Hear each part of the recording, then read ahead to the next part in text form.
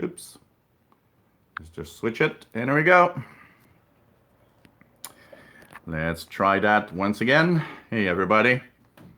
Welcome to this live tech show. We're going to try to entertain you and hopefully not break anything.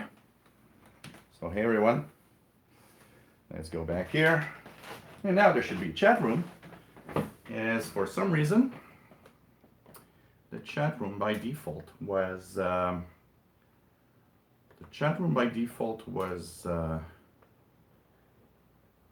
shut down. And here we go. And we are back again. And here we go. And there is the chat now. So let's start again. Hey everyone, welcome aboard. And let's now open the chat in another window. Say hello to everybody. Hey everyone. So let me just put this here so I see the number of people watching.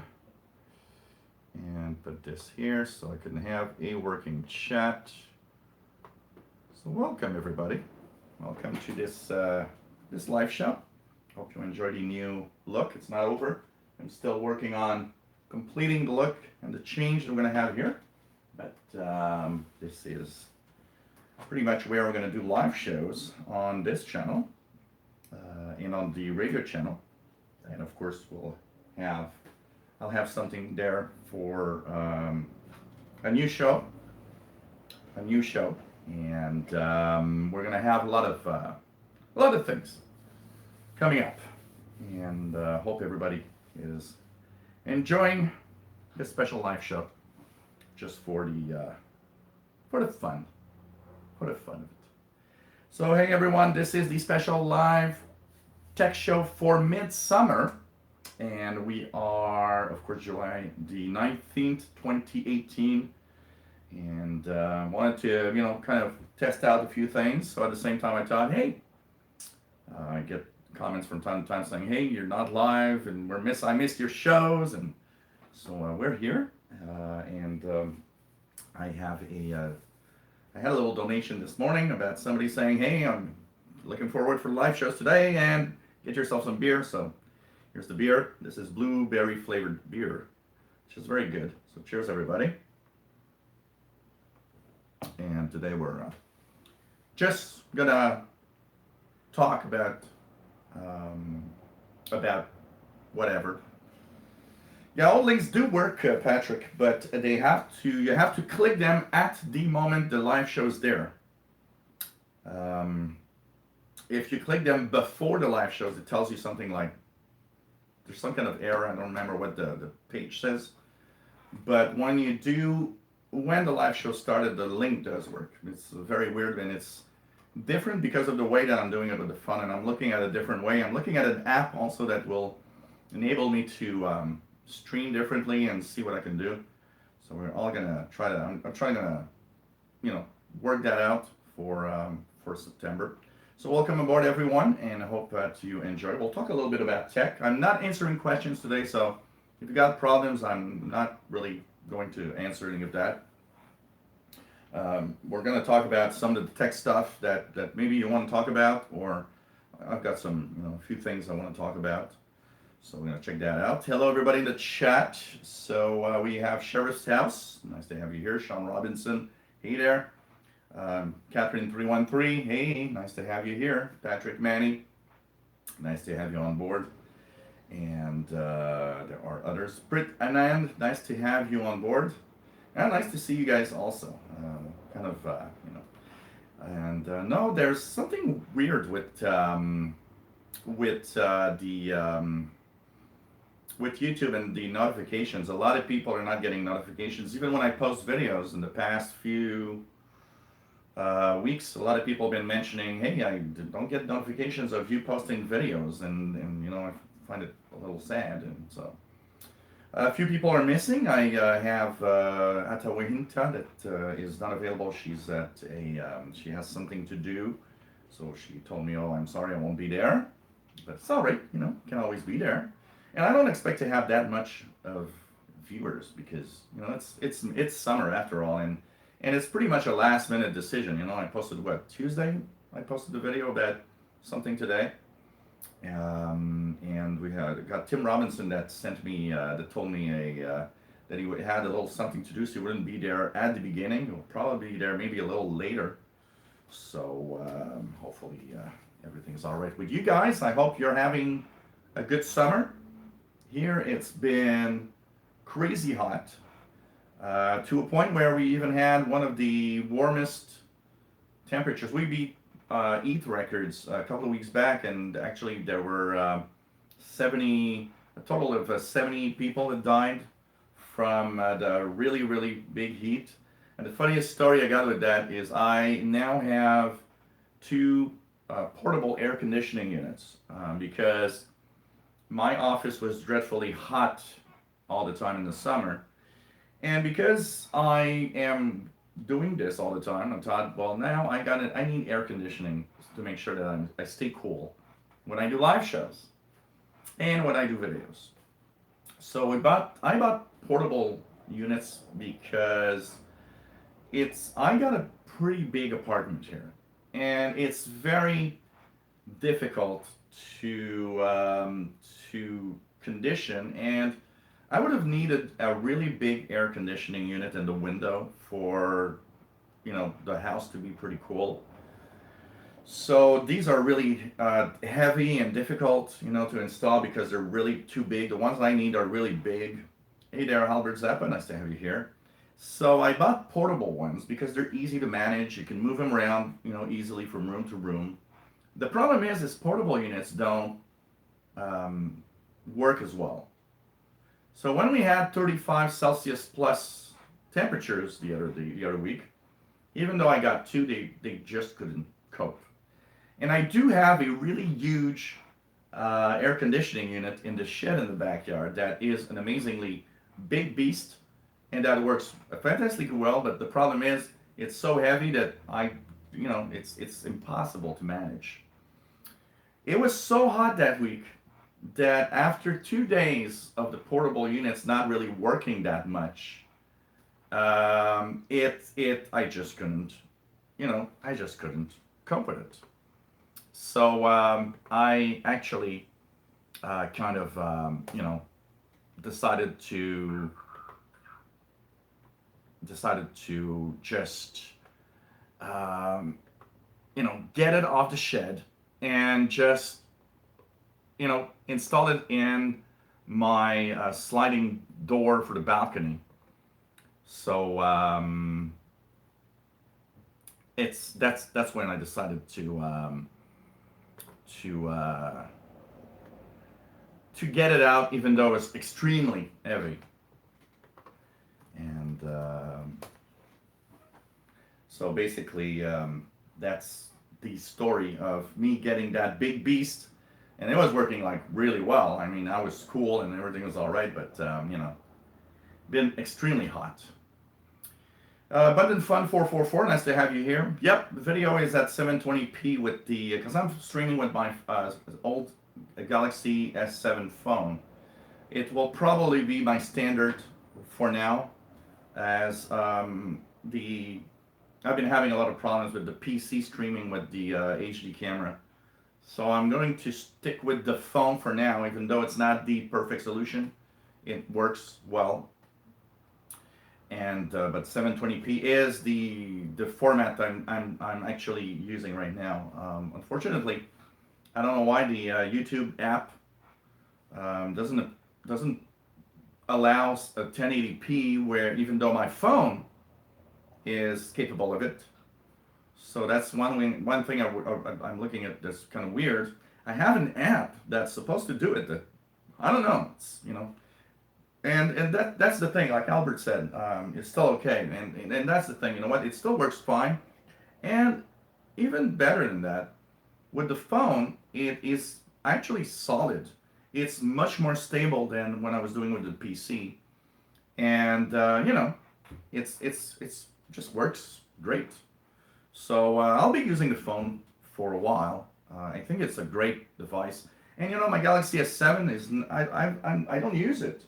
since I got my S9 Plus, I've not been using my my S7 at all.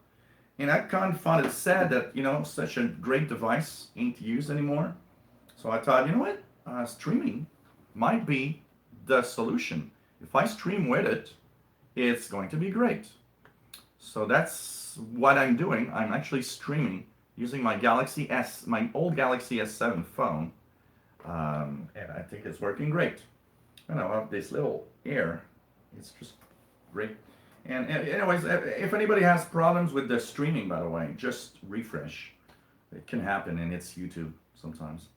So, hey, everybody. Hey, David Walker. Nice to have you here. And, hey, no bells this week. The stock car did mention no bells. So we're not going to have any new bells for the insiders this week. So we're still at build 17713 for insiders. And we'll talk about that. I'll have an insider show also a little later. So cheers, everyone. Hello there, Douglas Elliott. Nice to have you here. Yeah, I know. There's something weird. There's something weird about the notification system for YouTube. I don't know why. Something very, very bizarre. Marax77, nice to have you here. This is exactly what I'm drinking right now, which is FMI. It's local brewed beer, and it's blueberry flavored, and it's actually very, very good. It's a 5.5%. It's actually very good. I bought it kind of a 12-pack of mixed beer, and I was not supposed to have beer during the show actually today, but somebody sent me a donation this morning and said, "Hey, whoa, something's, did you guys see that? There's something happening with the phone. I just need to secure it. Sorry guys, it's gonna take 2 seconds. It's the test day, so you know what? Testing means anything can happen today. And here we go. Let's just, it actually did that with the help of Mr. Paul the cat. So he's to blame for the phone moving down a little bit. So, and of course, Paul the cat. You can't blame Paul the cat. You gotta say, hey. So here, it should be secured, and I moved the cat a little bit. So it should be okay, hopefully. So anyways, little technical difficulties. And, but I'm waiting for a sturdier tripod, because what's happening right now is I have a tripod that isn't well suited for the type of things that I do, and it's easy, just the cat moving around can move the tripod and change things. So by doing this, I am hoping to actually just looking at something that's very bizarre. Yeah, it should be okay. So anyways, the next one will be impossible to move. The way that it's actually done, even if Paul would move through the tripod, he's gonna stay put. So sorry guys, he's not a bad kitty. He's too cute of a kitty to call him a bad kitty. I can't do it. So anyways, I'll be looking at the camera and stuff. He's kind of moving around, wondering what I'm doing, because he's not used to the fact that I'm talking now. Okay, so anyways, we are, I'm in the middle of basically kind of reorganizing my office with everything. And I think it's going to really, really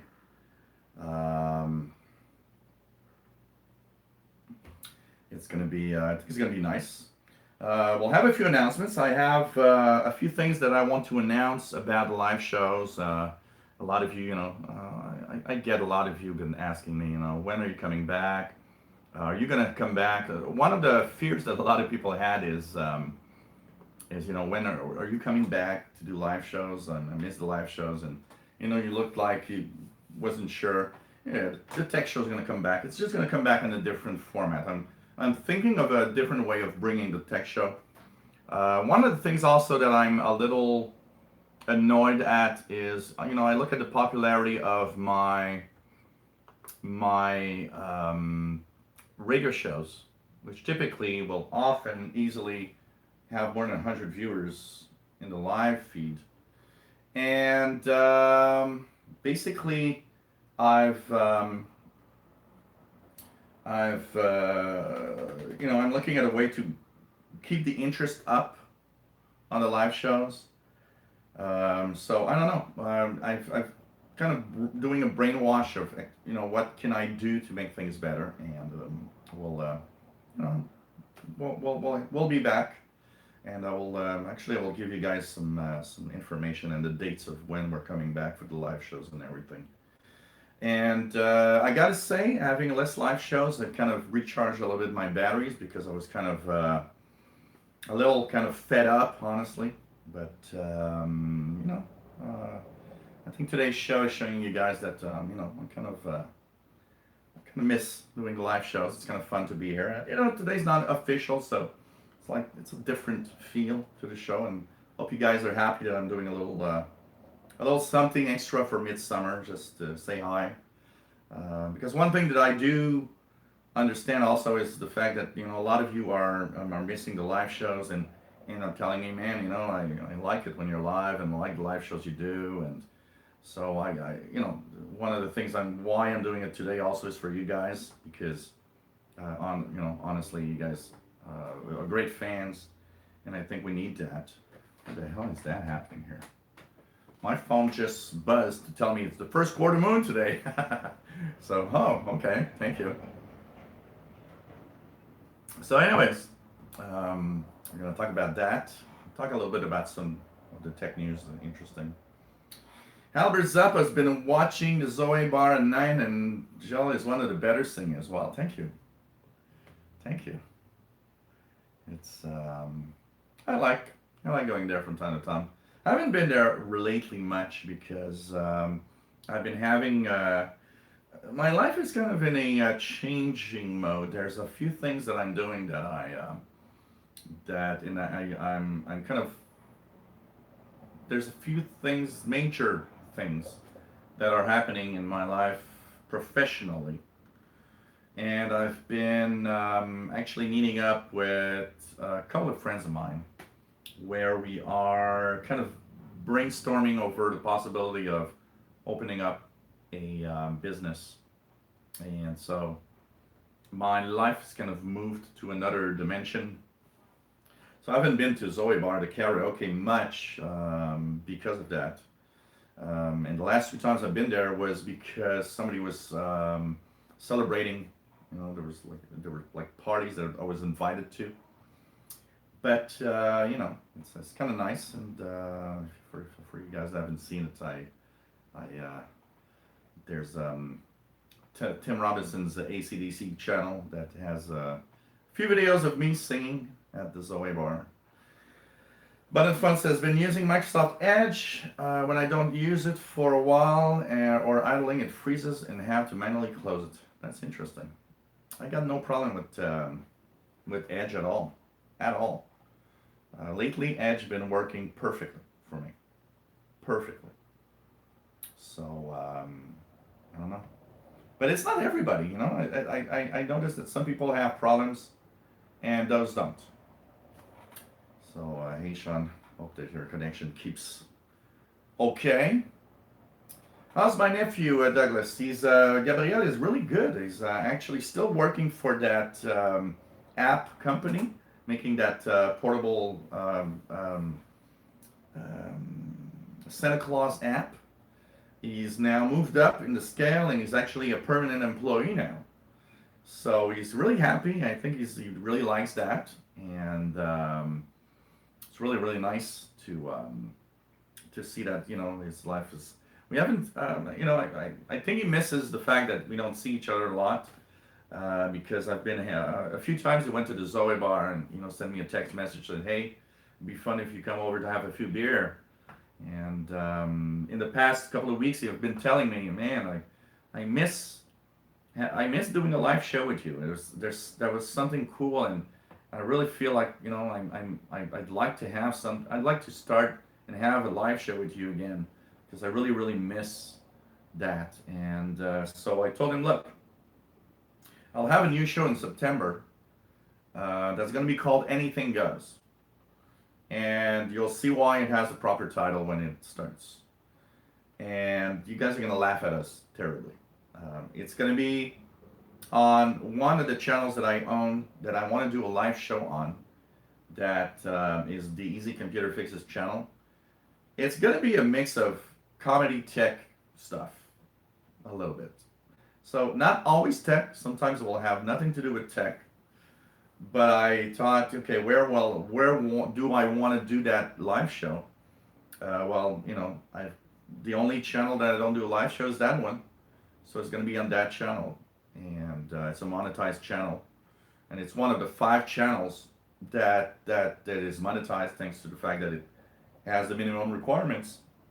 So it might be possible. I'm going to see, because he works weekdays, so for that show to happen and to have him on, it would have to be on a Saturday or a Sunday.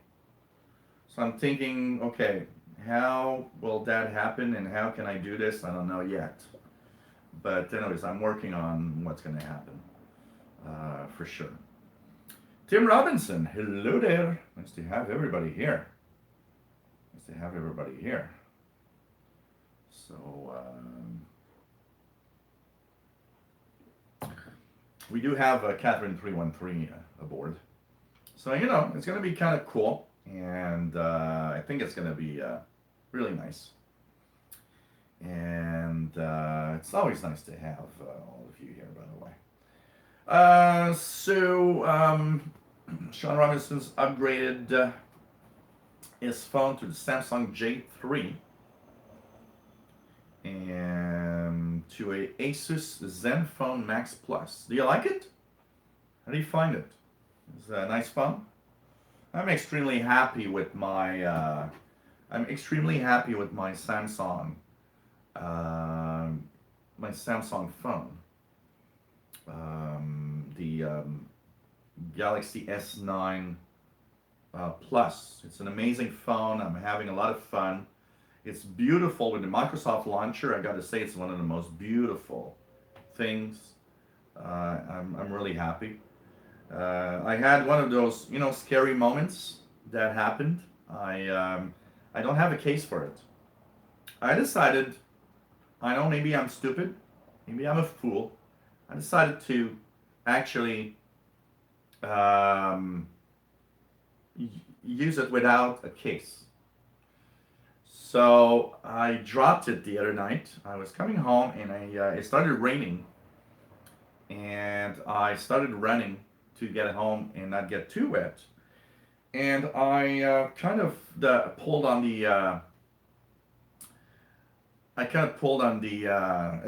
accidentally pulled on the earphone wire. So it fell on the floor and really fell hard on the glass surface in the front, and it just slided its way across the street. I was sure that it was shattered or something. No, it's actually perfect condition, except there's a little scratch here on the corner where it kind of fell on, but it's intact. So cool. So I don't know. We'll see.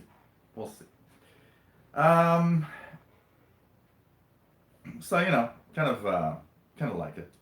I'm happy with the phone. Yeah, I thought Wahinta is not going to be here today. She did send me a little comment message saying, "Hey, I won't be on the live show. I'm sorry because she's got a few things to do." So it's so I know she wasn't going to be there. And what else do we have?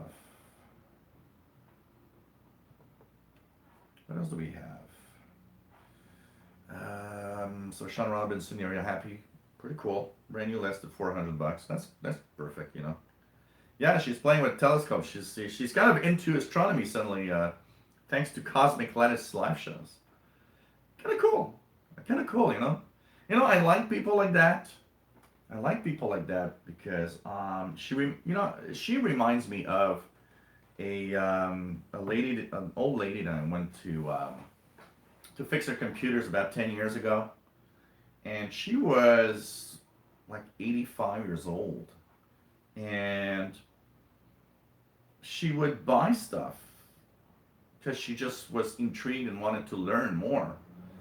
And all of her friends would call her, like crazy because she would buy a computer and a smartphone, and she would go on vacation. Like she would, I remember the best moment I've with her was she tells me, you know what, I've always wanted to be in the theater and have a role and do something in a show.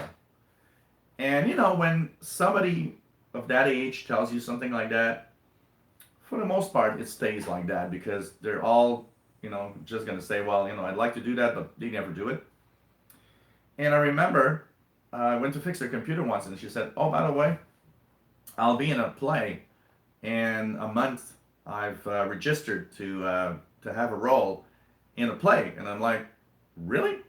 And she says, "Yeah, and I'm selling tickets if you want." So like, of course I'm gonna take tickets. So I bought 2 tickets, and I went with Gabrielle, and it was adorable. It was adorable. I just enjoyed that. And another time, she says, "You know what? I've always wanted to visit Russia." And I'm like, "Oh, okay." A year later, she calls me and she wants me to help her transfer pictures from her digital camera to her computer. And all the pictures are taken in Russia. She actually went on a trip in Russia. And I'm like, wow, that is how I want to grow old. Still want to do tons of things and still want to live. And she was like fantastic.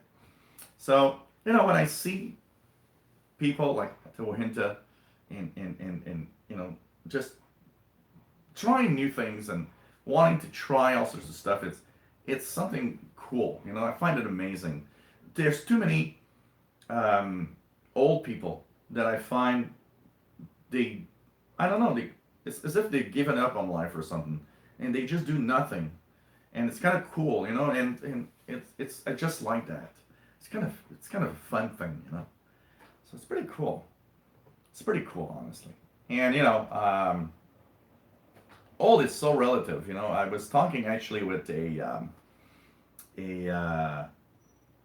with a friend of mine this week, and we came upon that suggestion is that talking about how relative old is, and there's a guy there that was telling me,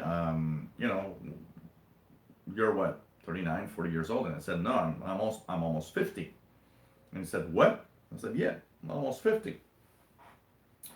And we started talking about, how we change what is old with the day, with the age. I mean, and I said, I remember the time when I was 20 and I thought 40 was old.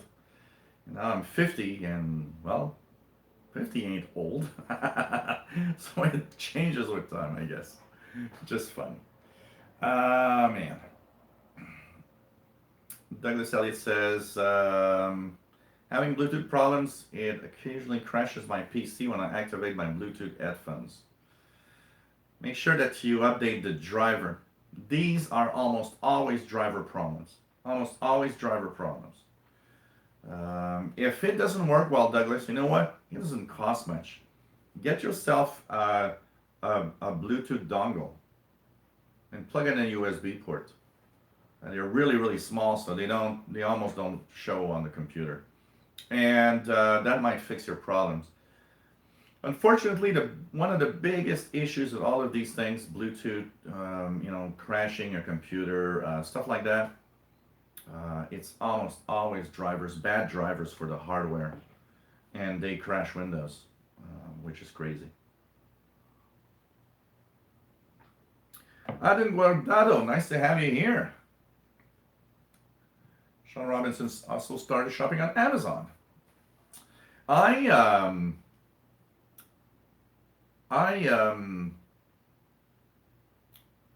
buy things on Amazon from time to time. Not often. From time to time, when there's really a big deal, I'll but I don't do it too much. I don't know why. Since I've read a report about Amazon being kind of a you know, kind of their employees in the in the warehouses are kind of, you know, almost slaves. I tend to not like Amazon that much, and only purchase something there when, you know, it's either the best option or because I kind of started to hate Amazon a little bit. And you know, it's it's fine to go there, but you know, I'm the kind of guy that likes to. I like companies that are fair play and that do things right. So you know, sometimes even if it's a little more expensive, I'd rather buy it on another place that I know that, you know, they treat their employees well. For sure. Yeah, that you could try also. Re-add them. That's also a possibility. Remove it from the Bluetooth. That's a good suggestion from Tim Robinson also. But if it doesn't work, buy a dongle. I can tell you that it might be okay. What else is there? Dennis Swab, can I put an old hard drive in a new PC build?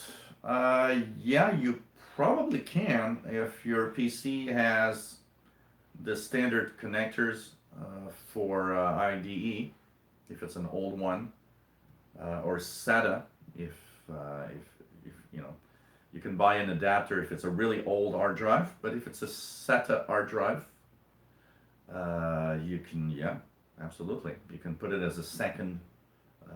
You know, most PCs have several slots to put hard drives, so you can plug it in on the hard, you know, in a second, and it'll show up on your computer as being like D drive or something like that.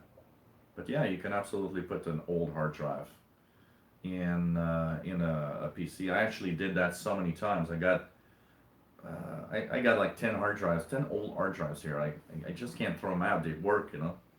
I got a 2 gigabyte hard drive that I purchased for like $350 in 1999. That's 2.4 gigabytes, and it was I think it was 349. Dreadfully expensive when you think that today you get a terabyte for less than $100. Pretty crazy. So yeah, you can absolutely. Just crazy. Oh, David built the PC for the nephew. Cool. That's nice. That's a cool thing.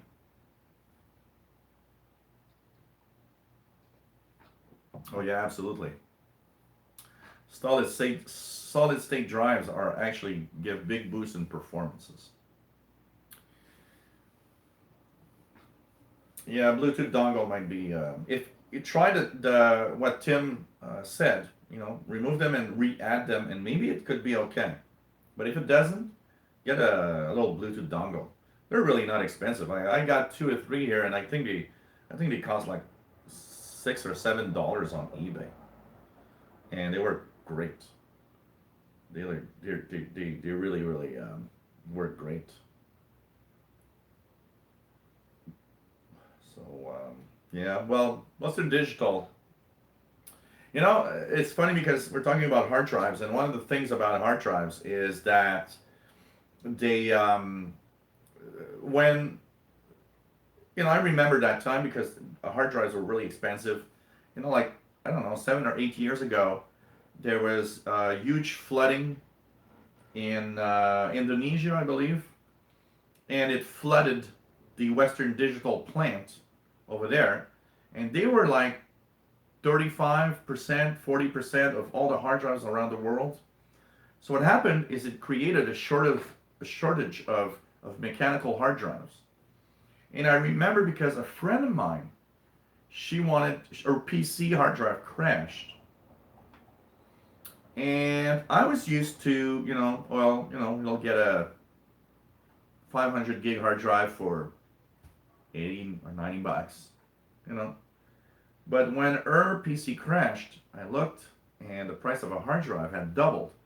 The same 500 gigabyte hard drive that I was, you know, getting for $80 was $160, and all the hard drive prices got up temporarily because of the shortage of hard drives. And what happened is when the plant came back and the hard drive shortage stopped, the prices went back down. And a lot of people were expecting that the hard drive market would actually increase, continue to increase, because honestly, SSDs are great, they're fast, but for storage capabilities, people that need a lot of storage and people that don't have a lot of money, the mechanical hard drive is much cheaper, and it's much cheaper per gigabyte of storage. So everybody thought, well, hard drives will continue their increased sales, but what's happening is the past 4 or 5 years, sales of mechanical hard drive are actually declining, which surprised everybody because everybody thought, well, they should increase. Why do they, why do they lower? Why are they lower?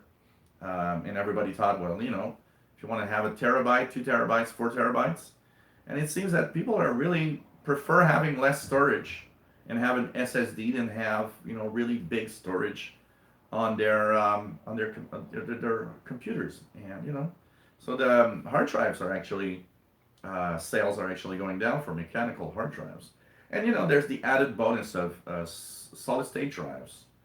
Not only are they fast, but there's no mechanical parts. They are more reliable, probably in the long term. I haven't seen a lot of statistics about it though, but I would think SSDs are more,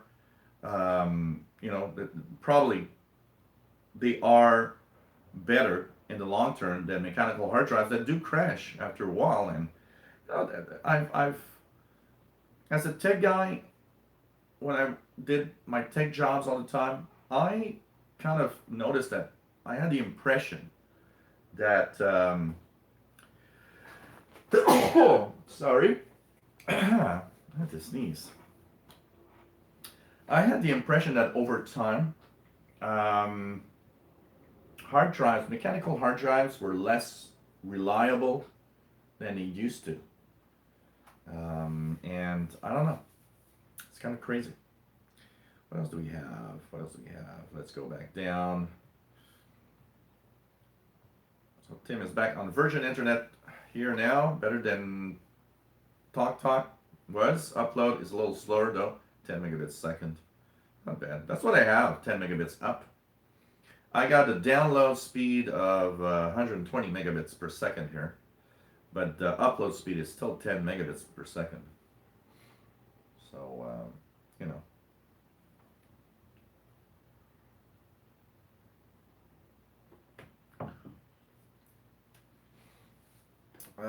Cops.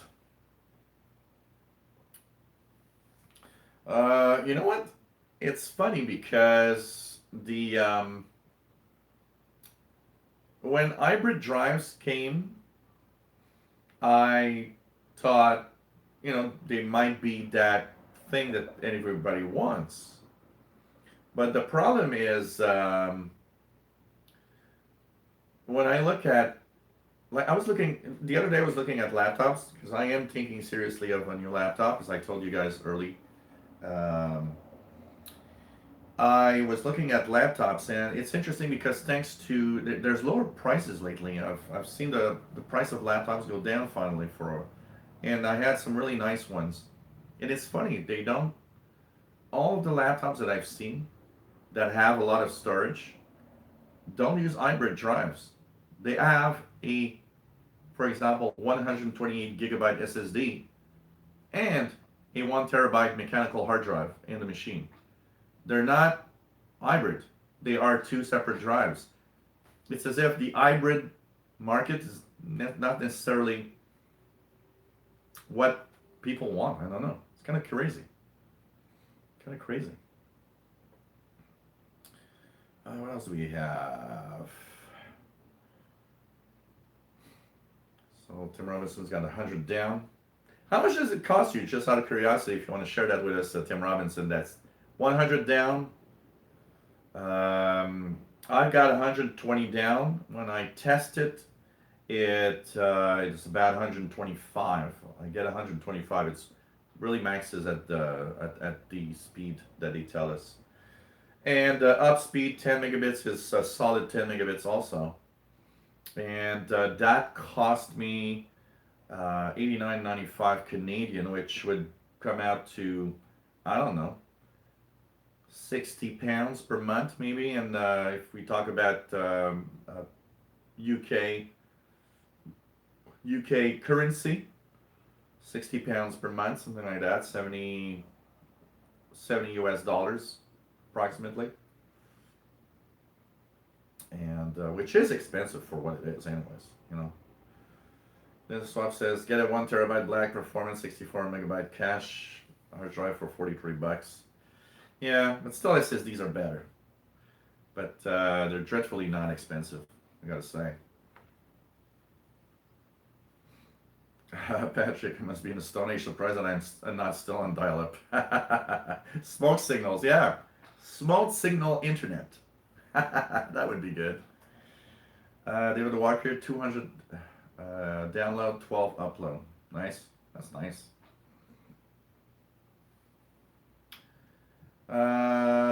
Tech Boy, did you hear? Yep. No, there's no builds this week. I did learn about it, the Tech Boy. Nice to have you here, by the way. So absolutely no bills this week. Ripple Pearls, nice to have you on board. Nice to have you here. Nice to see all the familiar people. So yeah, no bill this week. Gonna be probably next week. When we don't, I was looking at. I always look when we don't have bills Tuesday, Wednesday. Almost all the time it's on Thursdays, and there's the exceptional Friday one, but in general it's Thursdays. And when I saw the time pass 1 p.m. Eastern, which is I'd say 8 out of 10 times that they announce a new build, it's always 1 p.m. around 1 p.m. Eastern. When I saw 1 p.m. Eastern pass today, and I went to look at Donna's posts. Nothing was happening. That starts to tell you, okay, either there's going to be one tomorrow or late today, or there's just going to be no builds. And so there was no builds today.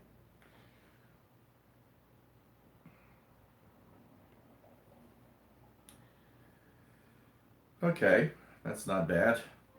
I have, so if I take my full bill, I've got cable TV with, I don't know, I got like probably about 80 different TV channels, plus the movie channels, plus the internet.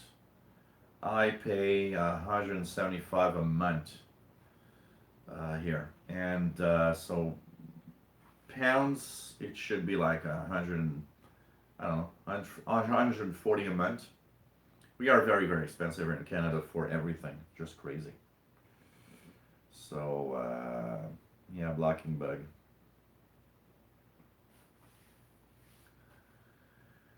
Douglas Elliott, is cloud storage secure? Will my photos disappear one day from Google Photos?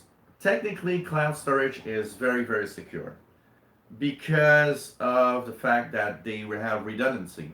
So your pictures are not just in one spot. They're actually doubles and triples scattered all across the planet in different servers.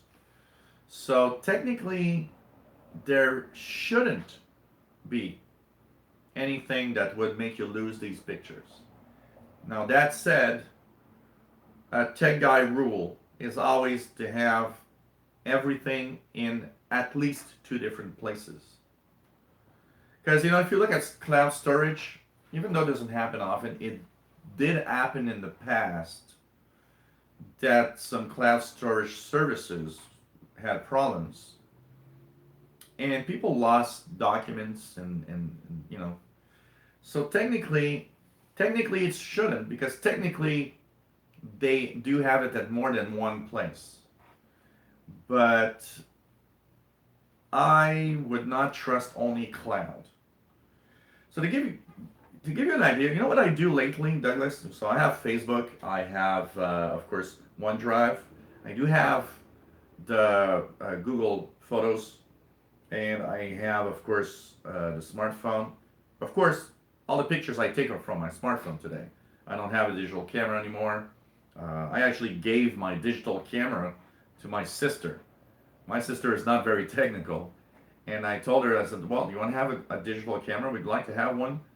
And she said, oh, yeah, sure. And I said, it was a good one. It was a Canon, and it was an 8 megapixel, which is enough for most people, anyways. And it actually took really nice pictures.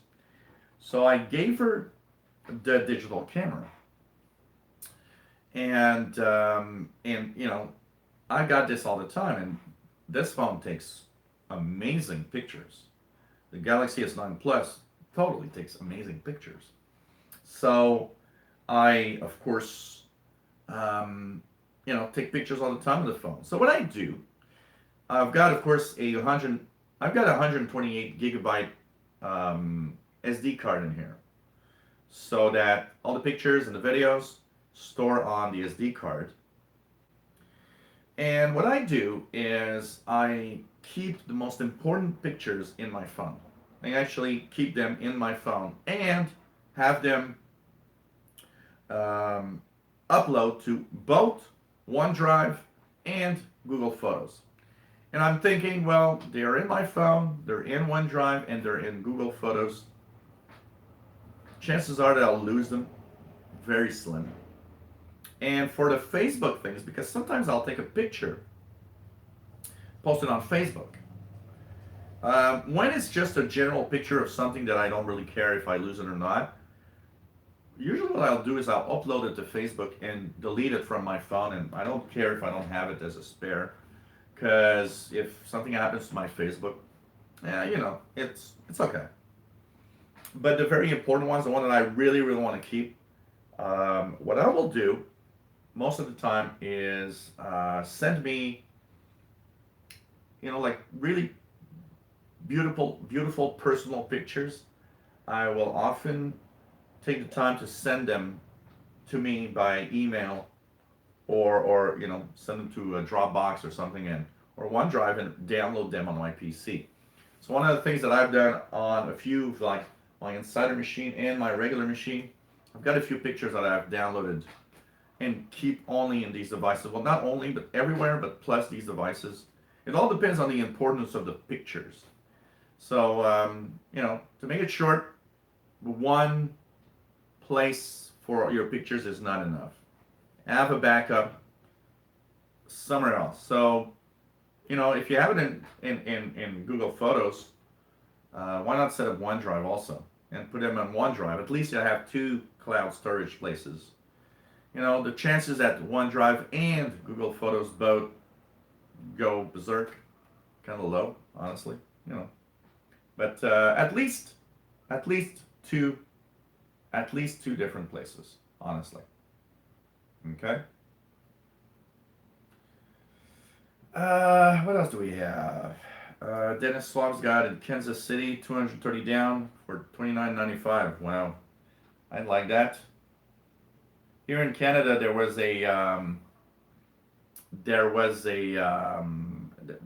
the government, the CRTC, which is the equivalent of the FCC in the United States, looked at cell providers, cell phone providers, and internet companies, and concluded that we are, if not the most expensive, one of the most expensive countries in the world. And they actually created a law that requires them to have a minimum of internet and cable for a low price. They kind of force them, look, you can't charge that much. People that don't have the money for it don't have internet or don't have cable because you charge too much, and it's not right. So there's a minimum that is available for people that don't have a lot of money to spend on these things. But these companies are so bad that if you go to the website of Bell or Rogers or any company that you look for cable and internet, they don't even, on the main page, you don't even see that it's available.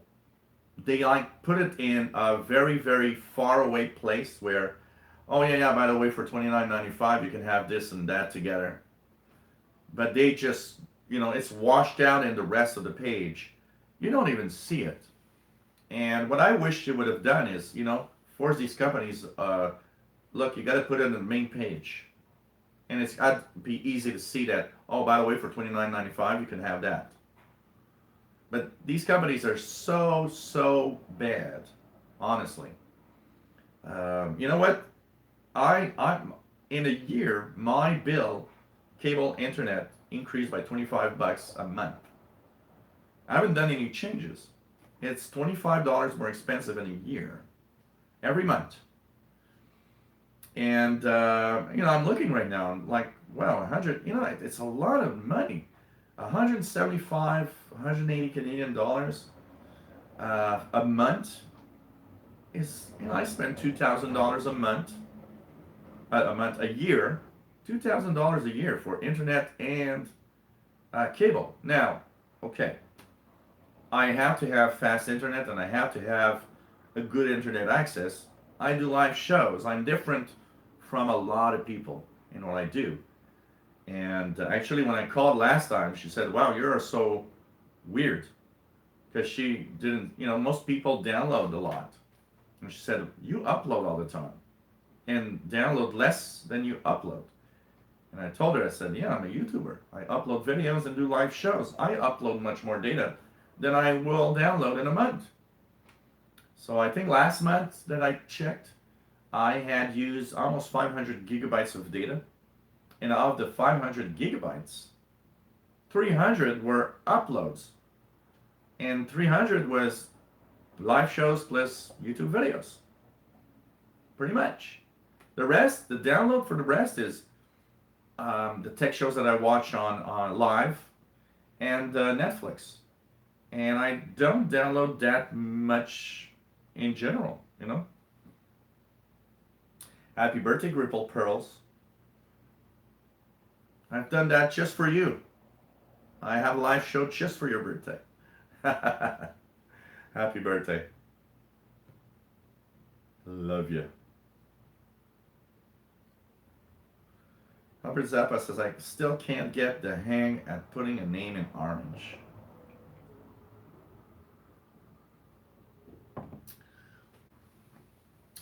Tim Robbins says, I decided not to go for the Echo Dot. The scoundrel ain't sampling my beer. I like my Google Mini, Home Mini, that I've got here. But you know what? That I don't. What makes me think and wonder. I've noticed that my Google Home Mini sometimes lights up listening for no reason. And that intrigues me because I'm like, what the hell are you doing? I didn't ask for you to talk, Okay, Google, volume 90%. Okay, Google, how do you dispose of a corpse? The only term that comes to mind is aiding and abetting. What? Okay, Google, how do I dispose of a corpse? On the website Quora.com, they say, sulfuric acid is an equally effective choice again. Thus, if you've got a few barrels of hydrofluoric sulfuric acid lying around, and who doesn't these days, you can get rid of the remains altogether by dissolving it. Be sure to place the body in a container that the acid can't eat through. So, you've got some very useful information here. Colin Beavis, great to have you on board, and thanks for the nice comment. Nice to be here, actually. It's really nice to be here. Nice to be here. What else do we have?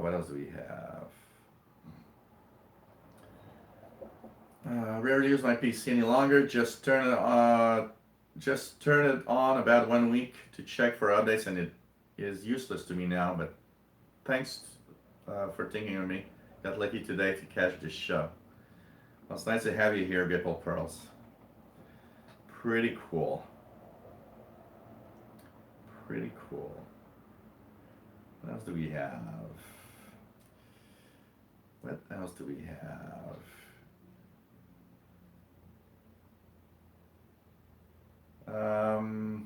Just going through the list here, guys. It's nice to be here. Already an hour into the show. It's like going like that. Hey, Devil's Drill. Nice to have you here. Hope you guys are having a great summer, by the way, and a great winter.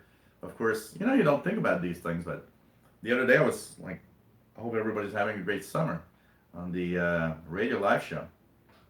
And then somebody from Australia said, well, here it's winter. And I was like, yeah, these are the kind of things you don't think about.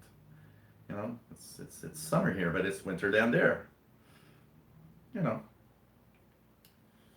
Oh, man.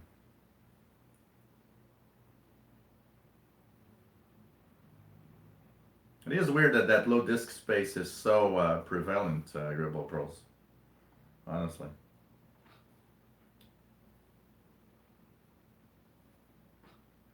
You know, Great Ball Pearls, there's one thing that I gotta say. I know that, you know, you're scared of all of that thing of reinstalling. You know, if your PC is useless, it's anyways useless. You ain't losing anything by trying to reinstall, honestly. And you got everything to win because you'll have a great working PC again. You know, you're just, you're just at the moment where you probably need to clean install Windows and that's it. And you're going to have a great working PC afterwards. You know, if you're not using it, you should try it. And, you know, if it doesn't work, you know, pay somebody to come over and install it for you. And you'll be happy. You know? Yeah, murder tips. Pretty good, eh? Yeah, it's kind of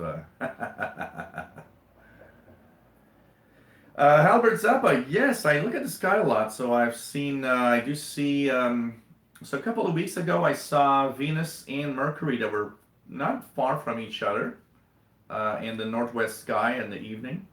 When outside in the backyard, it's really nice. I got a great view of Venus between two trees, which is very nice. I did see Jupiter, which is also very, very prevalent, and Mars also. Really nice, you know. I do look at the sky regularly, honestly.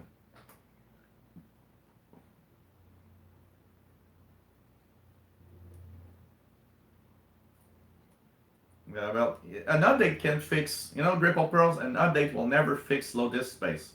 Because if it tells you got low disk space, it's because there's low disk space. It's not a bug. It's something happened that is creating low disk space, and Windows is telling you. It's just reporting what it's seeing. Does it tell you what drive's having low disk space? You know, if it's your recovery drive, just format it. Right click on the drive and format it and say, look, I'm going to format. If it's a recovery drive from your PC, who cares? You'll just lose a recovery. It doesn't matter. You can download Windows 10 anytime to reinstall it. You know, if it's not, you can't format the main drive that you have anyways, because Windows will prevent you from that. It's going to say, no, you can't do that. But if it tells you drive E has no more space, and in there is just recovery stuff, right click on drive E and just choose format and format it. And immediately your disk is gonna clean up. You know, I suspect that what you have, Ripple Pearls, is that, and I've seen that with every version of Windows. I've seen that in Windows 7 with some of my clients. It would say low disk space, and the problem was something wrote files to the recovery drive, which is often a very small partition to start with. And because that small partition now doesn't have any more space, it's telling all the time, low disk space on drive E. And every time was simple. I would say, okay, well, you got, you know, I'm going to create your CDs to reinstall, or a thumb drive. and we'll just format the drive in. Who cares? And I'm pretty sure that's what you have. You got your recovery drive too full. Like I said, it's not a Windows bug at all. It's something wrote to the drive. It has no more space. Windows is just reporting there's no more space. So, you know.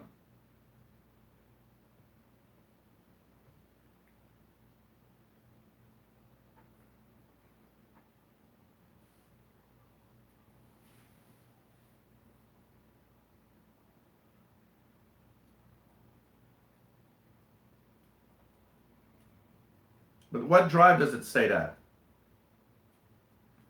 Actually, does it say 0 bytes to clean, or it means there's no more space and there's 0 bytes left? What drive? It tells you which drive is having no more space. What is the drive that has no more space? Green9227, nice to have you here. But I'm pretty sure what you're having is the recovery drive is full. And if you just format the drive, it's going to stop telling you. I'm pretty sure.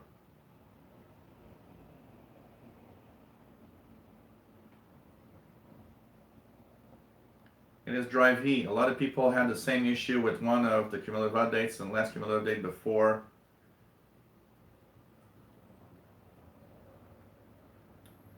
And and if you look at drive E, Grapple Pearls, how much space does it have?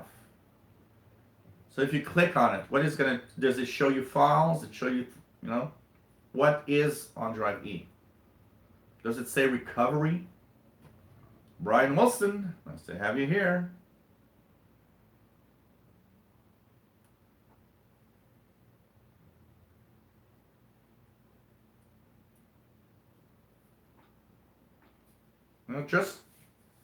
Just right click and format it. Right click on it and format the drive. I don't think you'll lose anything. And at least you'll be able to use your PC. But you don't want to clean Grapple Pearls. We're not cleaning here.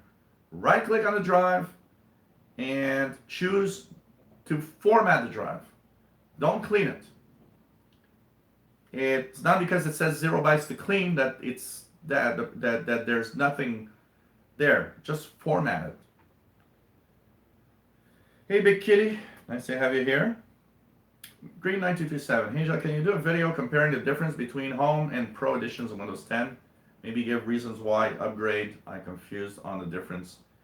Well, very simply, I'll post a video and explain the differences.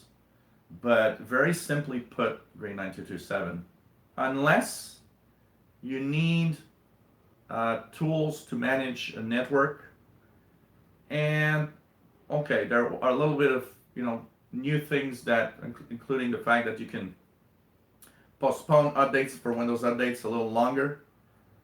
At the most basics, Windows 10 Pro and Windows 10 Home are the same thing. I often had a lot of people telling me, "Oh, I bought the Pro version because it's the best." And it's like, no, you don't understand. Pro version simply has more tools. But for anyone that works in IT, or if you're on a network, yeah, it has a lot more tools to manage all of that. But at the basics, it's the same thing. It's the same version of Windows. So for most people, unless you manage a network, unless you're an IT professional, having the Pro version doesn't change anything. The only thing that maybe for most people would be, for people that want to actually at least do it, is that the Pro version has the possibility to postpone updates. What is that? Mosquito of some sort. Postpone updates longer. You can actually tell it to not install Windows updates for a while, where the Home version doesn't let you do that. Goran, nice to have you here.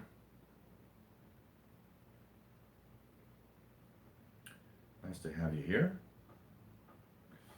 And yeah, that's like Patrick says, Pro version for remote connection, stuff like that.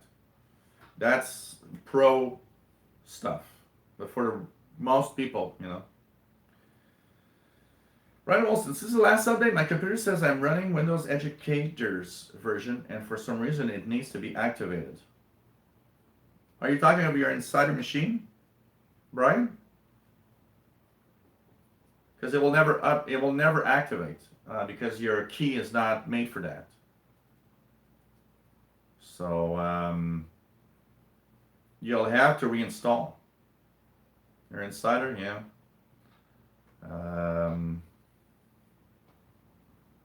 Is there a key? I don't remember. On the Windows Insider page, you have product keys for the Insider previews. Is there a product key for the education? If there is, what you could do is, let me just check it out. Let's check it out together here.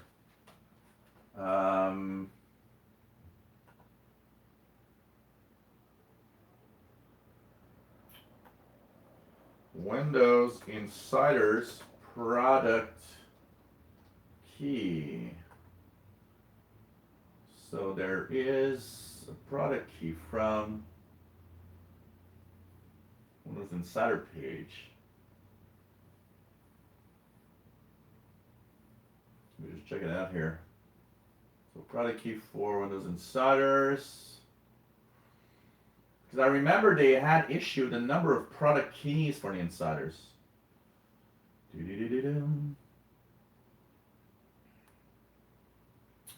okay, let's try another way.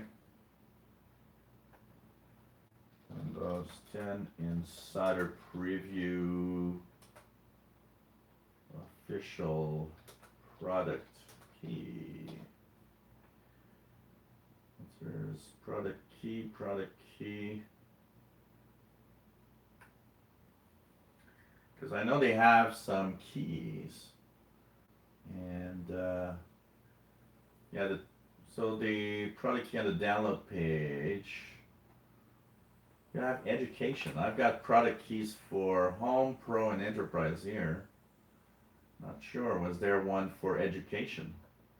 I don't know.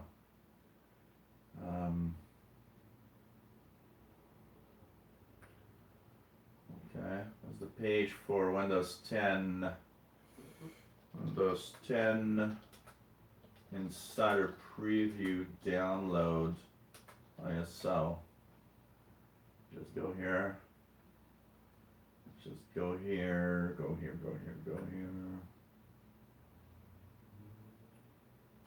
So this is Windows Insider Program, Requirements, Insider Activation in Windows 10. I don't know, let's check it out here. Anything, product keys.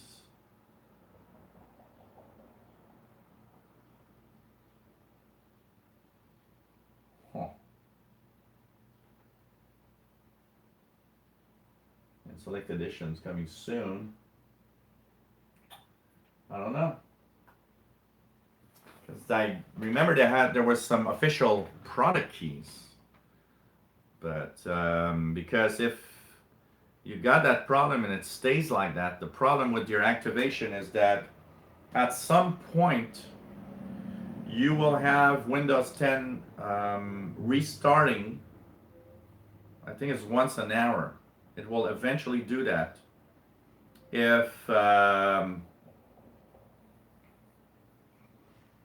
you don't activate. So if it doesn't, you'll have to reinstall from scratch the Insider Preview. And of course, there's no ISOs available on the page, so you have to use regular Windows 10 or find one of those images. Yeah, it has BitLocker also, Green 9227 if you want to encrypt files. It does have BitLocker that is not on the home version. Absolutely. So unless you want to have that extra stuff. And maybe you do. If you do, get the Pro version. For the rest, it'll be the same version of Windows. Latest insider build's running fine here. 17713, that's what I got there. It's working great. I'm having no problems at all.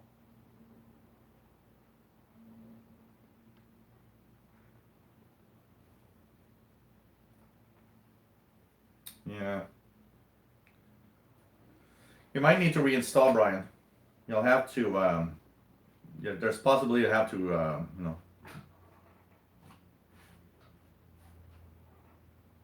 Yes and no, Green. You know why? Because you can encrypt your stuff, but you'll encrypt some folders if you think you need stuff but it remember that it slows down. BitLocker is great, but it slows down everything you do.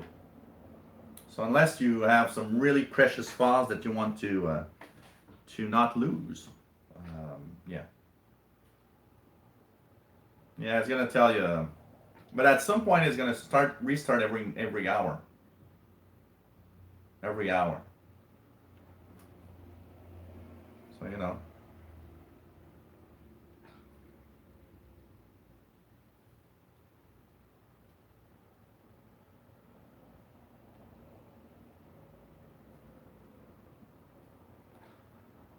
But you know what, Grateful Pearls? I think you're not having that problem. I think it's a similar issue, but what you're having is not that problem. Your problem is different. I'm pretty sure your problem is different. That's why it's not fixed, because it's not a bug. You just have low disk space.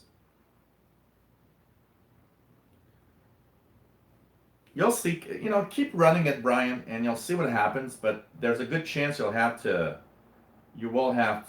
reinstall the build. That is weird that it changed your build. If it works, keep it for now, and you'll see in the next update what it does. Maybe it's a known issue and they haven't published anything about it. Maybe it's a known issue and some people got stuck like you did, and it's gonna come back normal or something. I don't know. We'll see. Go around Windows 10, 1803 is good, but I hate updates on awaiting 1809 and Dark Explorer, more transparency and other features. You don't need to apologize about your English, Goran, no problem there. As long as we understand. They're backing off a lot on the features in 1809 or 1810. Right now there's what we think is going to be 1810, which is October.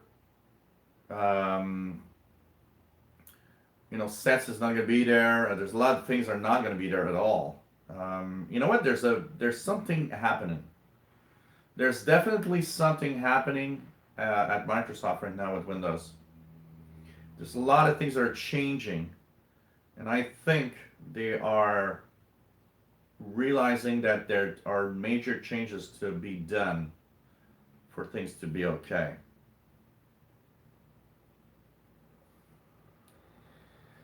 Green 9227, I think that the maximum delay for updates on Windows 10 Pro is 90 days, 3 months. I believe it's 3 months compared to pretty much nothing.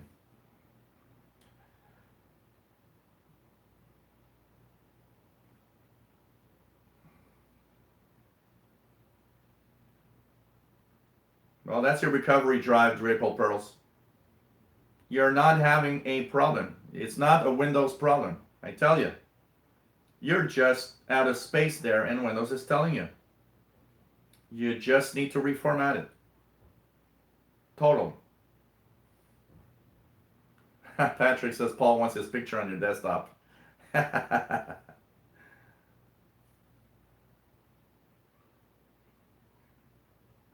Just reformat it. I can tell you that.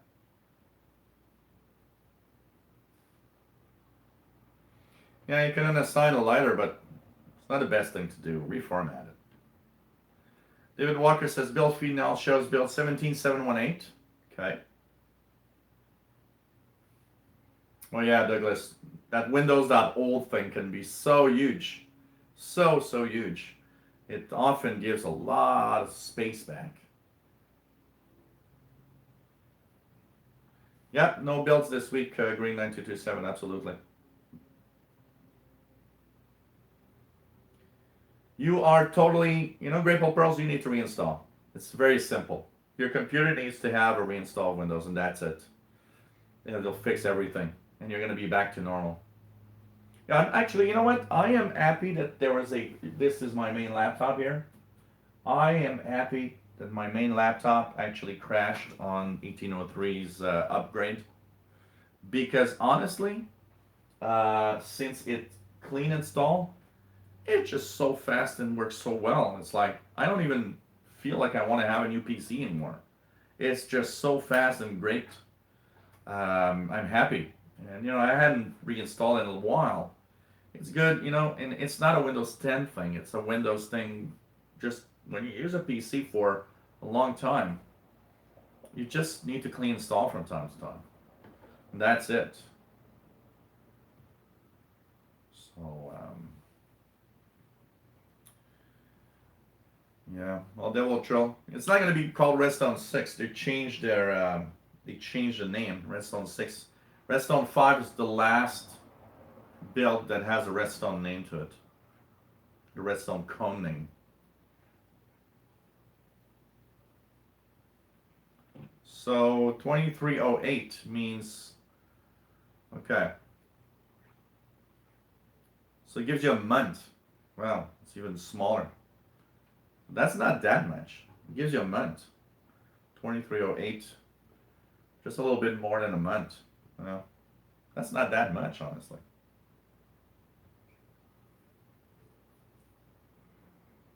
I think there's a big change coming. You know what? I'm sure by the end of the year, there is going to be an amazing change. At some point, we're all gonna do like, whoa, really? I think, when that big reorg happened at Microsoft and everything changed place, and Windows now is part of another division, there is some major things happening behind the scenes, and we don't know about it yet. And we're going to wake up one morning, and we're going to see a news about something, and we're going to like, whoa, really? There is something happening.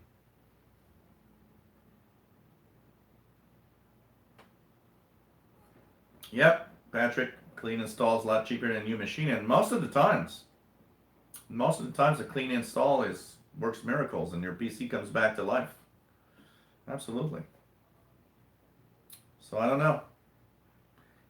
Brian, one thing that I've never understood is why there's no images of Windows. Every time there's a new build, there should be an image.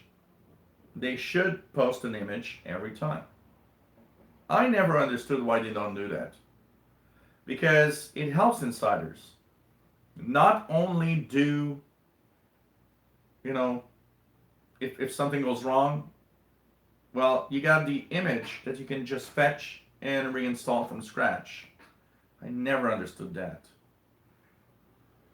Yeah, well, the Edge version we have in the Insider is a different branch. They were saying that the beta on Edge means that there's one version we've got in the Insiders, and the regular version that is on what we have on Windows 1803. Different branch, different Edge. It's Edge, but it's different. So I don't know. That's maybe what's going to have. Green 9227. Nope, no SSD on my main computer, and the reason why is if I'm to spend, if I want an SSD, a good SSD, I'll spend at least $200. If I'm to spend $200 on my computer, I'm going to buy a new one. I do not want to spend money on that machine. It's a 5-6 year old machine now. ain't worth to spend $200 on it. I'll take that 200 and put it on a new machine. And I saw a few this week. I was actually looking at some of the machines at the local store here. There was a very nice Core i7 Alienware machine with a NVIDIA graphics card, and it's a 17-inch laptop, which is what I want. I want to have a bigger screen on my laptop, and it was about $1,500. 16 gigabytes of RAM. He'd add a 256 SSD plus a 1 terabyte mechanical hard drive for storage. Lighted keyboard, which is also something I'm kind of looking for because I often do work at night. I don't like to have to turn on the lights to see what I'm typing. It was kind of nice. That was kind of something that was kind of interesting. So, you know.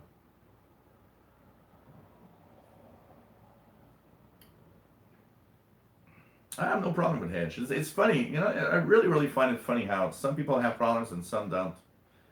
It's interesting. I was looking at Windows Weekly the other day, and Paul Roth was mentioning how he's got some issues with Edge on different things, and Mary Jo Foley was saying that she's using Edge and she has no problems. Very weird. Very weird.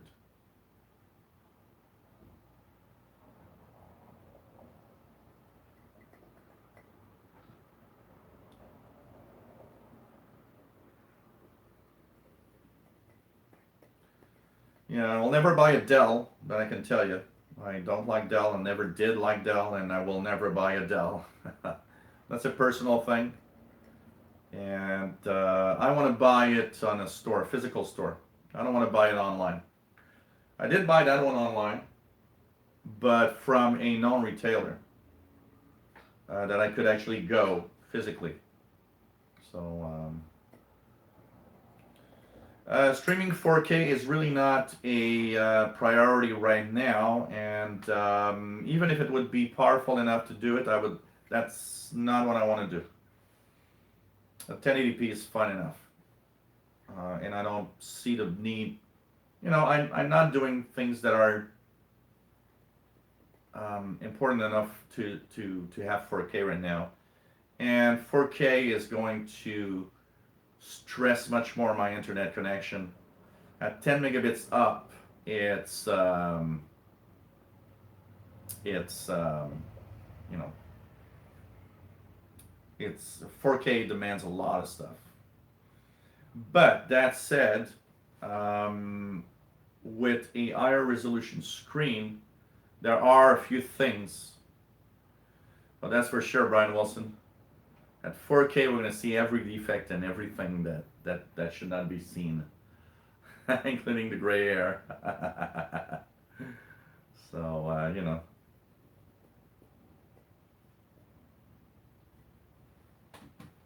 Okay, I'm going to go there, okay? So this is the beta version, and I'm going to go to msn.com and press enter. It's bringing me to the regular website from Canada. And what does it do? It freezes? What does it do for you, Patrick? I got no problems. I tell you, I have zero problems. Zero. Edge works fine everywhere. That's why it's funny that some people have problems and others don't. And you know, when somebody tells me, well, Edge is no good because it does that. No, it does that for you. It's not a general thing. It does that for you because there's something happening. But I never, you know, the insider builds, I had some issues sometimes for things, but I have zero problems with Edge. Zero. Really zero. That's why You can't generalize like that, well, Edge is no good because, it freezes on. No, it freezes for you. It doesn't freeze for me, and it doesn't freeze for a lot of people. But that said, I do acknowledge. Well, it's something unique, Patrick, about your internet connection. You're not gonna, you know what, Patrick? When I did a lot of tech jobs, I had many people having problems with browsers that were related more to either the internet connection they used, or there's something common about your 7 machines, maybe something you install. A lot of the problems that people don't realize, people install these third-party software that do things and don't realize that that is what breaks something else. Because in a general overlook, Edge has very little problems, and most people don't have problems with Edge.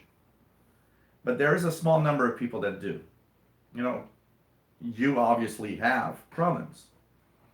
Look at, what do you install? Do you have a third-party antivirus? Do you have a common software that you like, maybe, that is not part of Windows, that you install on all 7 machines?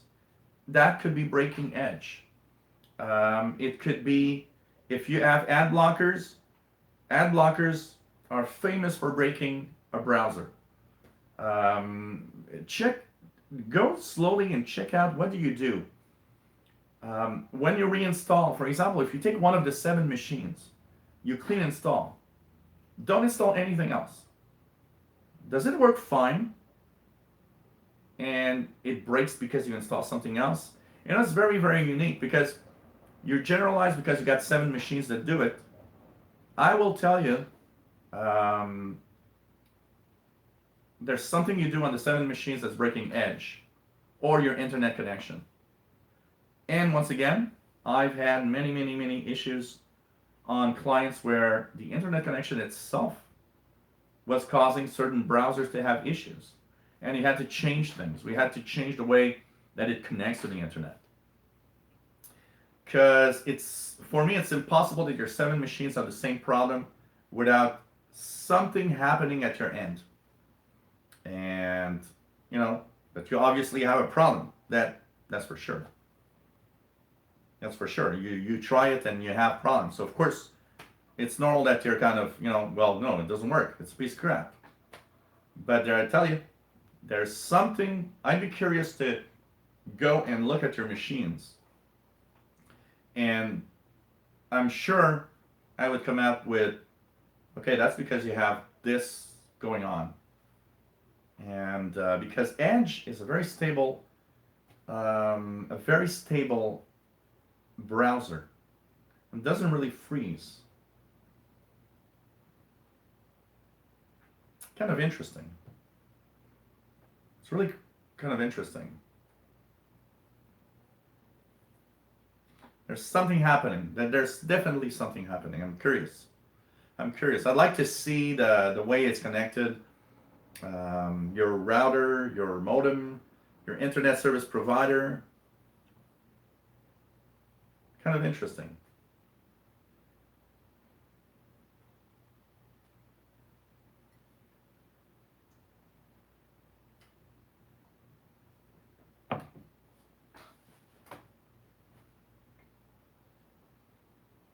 Pirate keys don't work well at all. Windows 10 has a great way of checking keys. And you find yourself after a few weeks or a few months of, it's telling you you don't have an original. 9227 says, turn on my Windows 7 machine at 300 updates to install. Yeah. The cumulative update thing on Windows 10 is amazing for that. As a tech guy, I can tell you the most annoying thing I've ever found is those updates.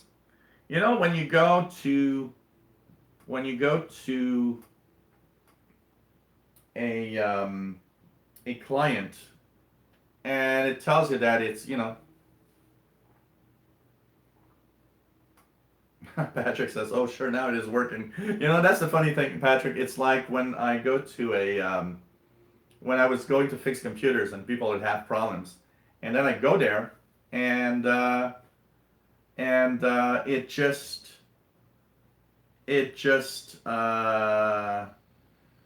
you know, doesn't everything works fine. And it's like, well, the tech guy's here now, everything's okay. Yeah.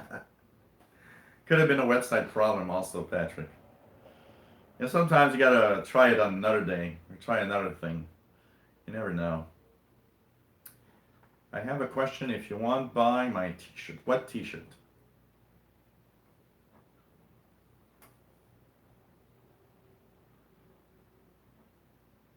I'm pretty sure all you have to do, Ripple Pros, is to format the drive and you'll be okay. I can tell you that. You know, like I said once, as a tech guy, 90% of all the problems are not Windows related at all.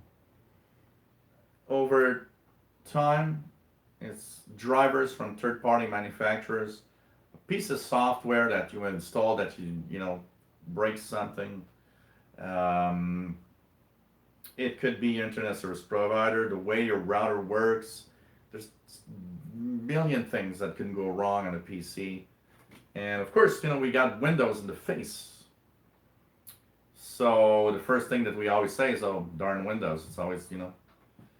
But honestly, as a tech guy, 85 to 90% of everything that I fixed was never Windows related. It's crazy. Kinda Chen, nice to have you here.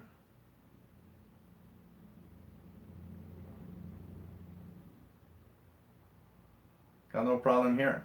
There's something weird happening. Something weird happening, Patrick. Tell you. Very weird. What's your favorite feature coming to Redstone 5? I kind of, since I use Edge, I kind of like the fact that they're tweaking Edge a lot, honestly. And I kind of find that interesting. But I can't say there's really not much excitingness about Redstone 5. And I think I think if what they are doing is just settling down and relaxing, to try to make it just good, that's all that they need to do. What are my thoughts on the new MacBook Pro? They're trying to fix a few things there. They put that little membrane, and well, Ripple Pros, you can't play MSN games because you have to activate Flash, and that's because Flash isn't activating. That's a common issue, and it's not a bug. It's really the Flash doesn't activate correctly. So the MacBook Pro, they put a little membrane to try to fix the people that have problems with dust. Yeah, you need to reinstall Ripple Pros. It's very simple. Get someone over and have clean install Windows. As simple as that. And it's going to be great. And it's going to work. You know, sometimes it's worth it. Pay someone to come over and reinstall Windows 10. As simple as that. And everything is going to be great. If you don't want to do it yourself, at least do that.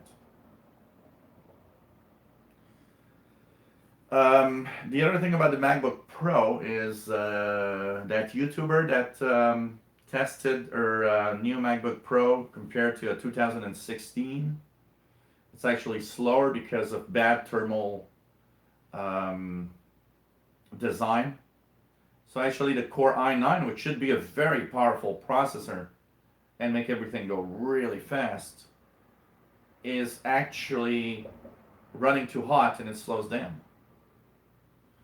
It's just crazy. There's something at Apple that ain't right. The design of the different things. You know, Steve Jobs I personally don't like Steve Jobs. I never did because I've heard so many bad things and how he was cruel to his employees. It's somebody that I will never and cannot respect as a person. But for the design, he would always need to improve things. For the design of things, I think he was a champion. And look at how many problems there are now that weren't there before when Steve Jobs was there. Kim the Chen, what type of video content are you going to make in the future? Well, we're going to continue in the tech stuff for sure. That's for sure. Steve, is Opera a good browser? I like Opera. It's a nice browser.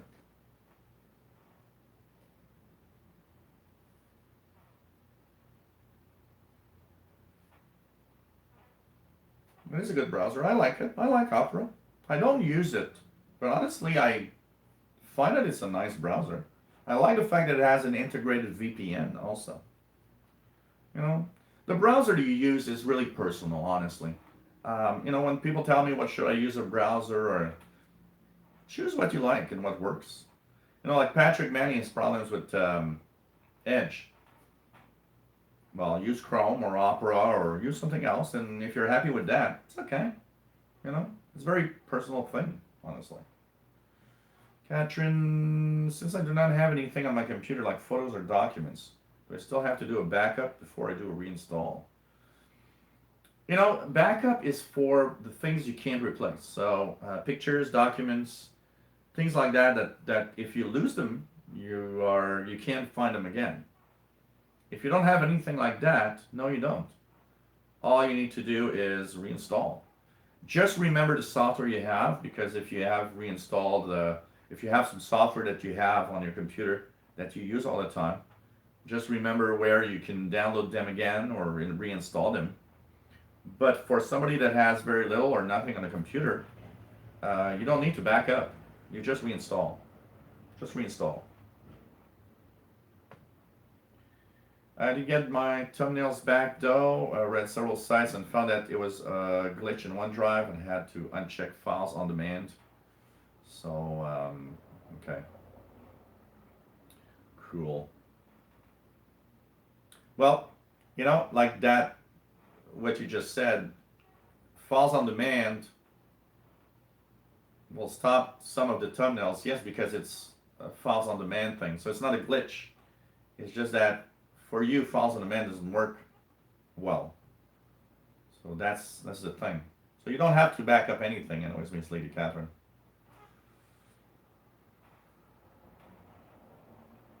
Old computer can't handle that increased RAM usage in Chrome. Yeah, the problem with Chrome and the new mitigation, the fact that it has to do site isolations, increases its RAM usage, and on older machines it could be a problem.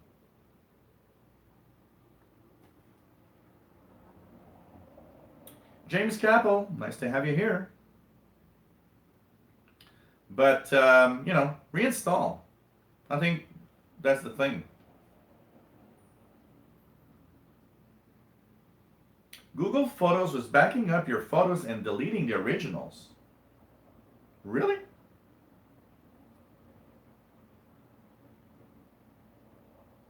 It kind of shouldn't. Wow. It's a tough question. Bixby is that assistant that that nobody uses because it's so bad. Should it kill it? I would not say kill it. I would just say stop. That annoying darn button that I always press here all the time, instead of the volume controls that brings the Bixby on the Galaxy S9. I just wished you would let me reprogram that button to do something else, because I'm going nuts, honestly.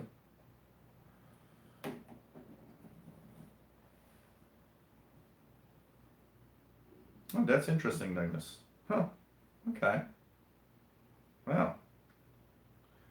No, the S7 does not have the Bixby button, and you're so lucky because this is so darn, you know.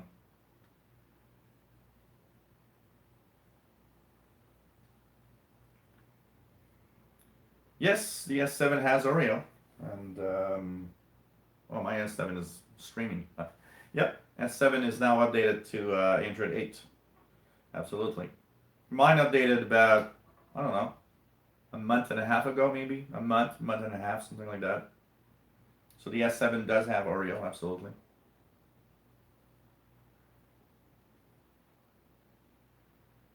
That's a good test, Katrin.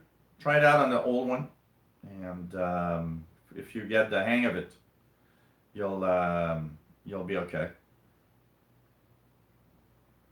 And you know, it's going to give you also that experience that you know, the first reinstall of Windows is always the scary, difficult one, because you just you know, you try to honestly try to do things that you've never done, and it's like, well, you know, it's always that in that first try on another machine. Well, it's going to give you that confidence that you're going to say, well, okay, I got a hang of it.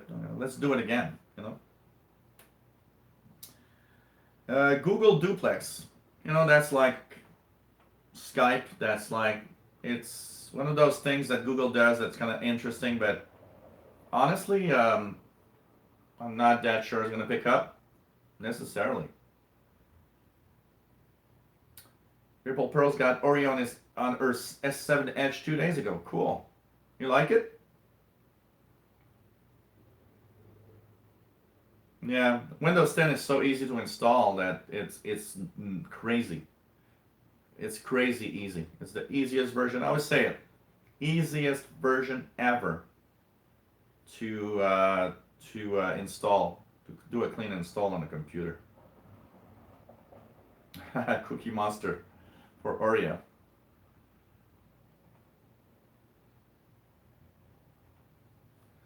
Yeah, but if you're running, you know why at Ripple Pros you don't see much difference is because what I hate about the Samsung phones is that it brings you the Samsung experience, which is the crappy experience that Samsung pushes to everyone. So once you upgrade, there's basically not a lot of difference. You start seeing differences when you go to the menus and settings. But on the surface, when you use your phone, you don't really see much difference. You know, that shows me one thing about the S7, by the way. Abhishek Sarkar, nice to have you here. My Galaxy S7, and I tell everyone. Somebody asked me today on Facebook, oh, anybody's got, you know, I've got an S7. Anybody got an S9 and can, you know, tell me what they think? And the first thing I told her is, you know what? I wanted a big screen. That's why I got this, the Plus. If I would have had just the S9, I would not have upgraded. S7 is so powerful that actually you you know, with Oreo it works fine. It doesn't slow it down. S7 is a really interesting, very powerful phone. I don't see why you should get an S8 or an S9, honestly. I'm happy with my S9 Plus. Once again, like I said, it's a screen thing. I wanted the big screen. And because of that, I thought, well, if I want a big screen, I'll get the S9 Plus rather than S8, especially for $50. You know, I can't, yeah, let's get the latest one.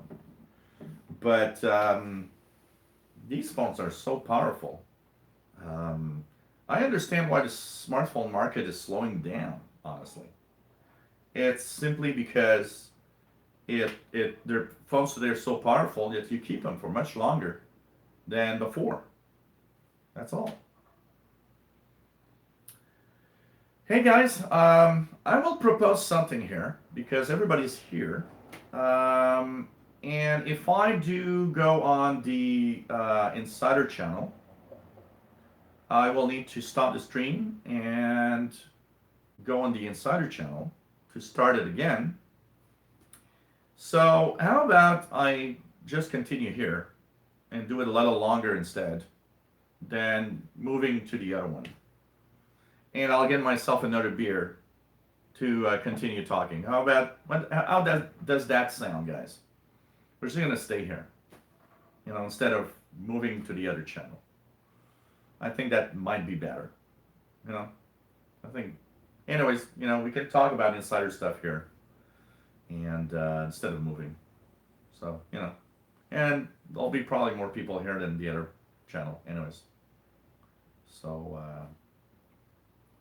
yeah. I know that some people might be tuning, but the reason why I'm kind of inclined to stay here is because pretty much everybody that's on the Insider channel also come here. I think everybody knows that it's here.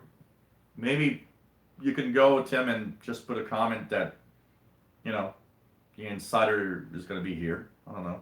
Because I know I did think about it, but I thought, the stopping the stream, restarting it on the other channel, I don't know.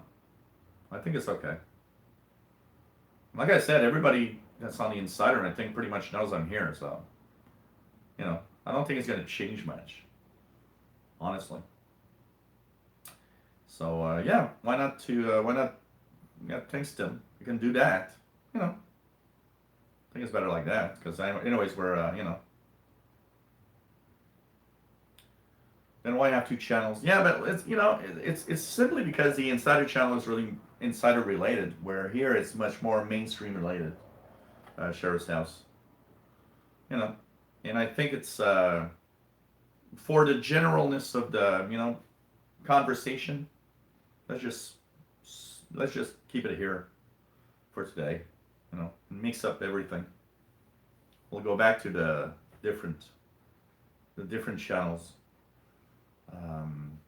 at another time. So I am going to refresh my beer, by the way, because I do need to. So it's going to take a few seconds, so you can enjoy cats while while having that. Yeah, Bobby's missing, absolutely. He's I don't know, must be busy. I've seen Bobby quite regularly in the different other channels and stuff we do. So cool, Green 9227. Nice to have your grandma here. So I'm getting another beer, guys, and I'm coming back in a few seconds. It's going to be the follow-up to the tech channel.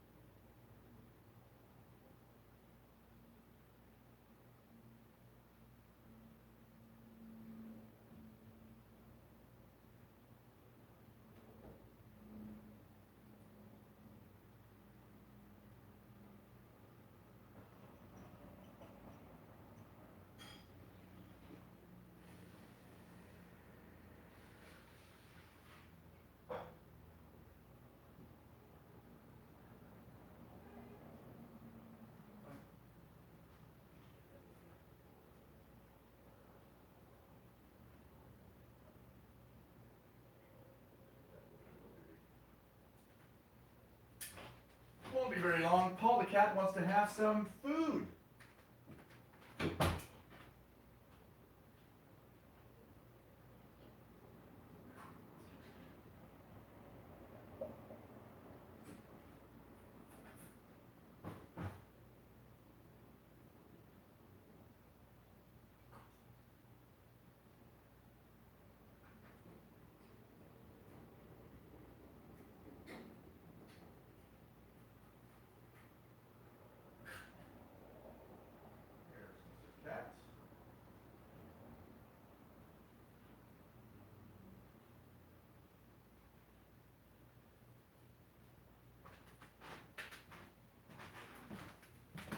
And we are back.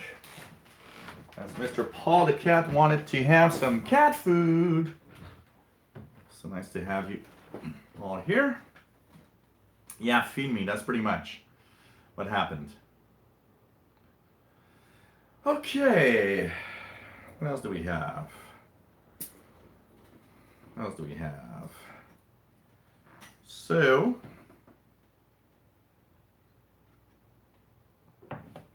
this one is a Blanche de Chambly. It's a white beer. Pretty good beer. 5%. And really cold.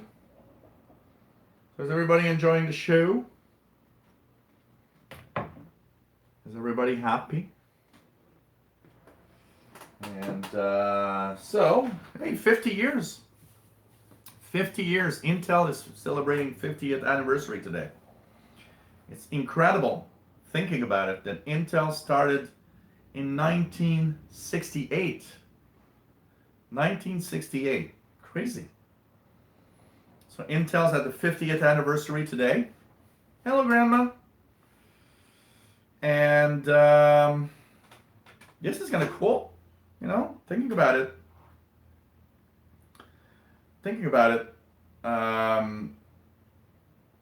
Intel did one thing. You know, there was chips. You know, a lot of chip makers. There were different chips made by different companies. I think we can all agree about one thing. Intel is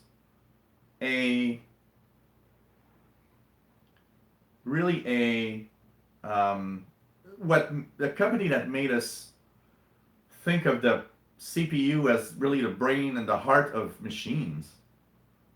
You know, it's amazing when you think about it. They did something really, really good.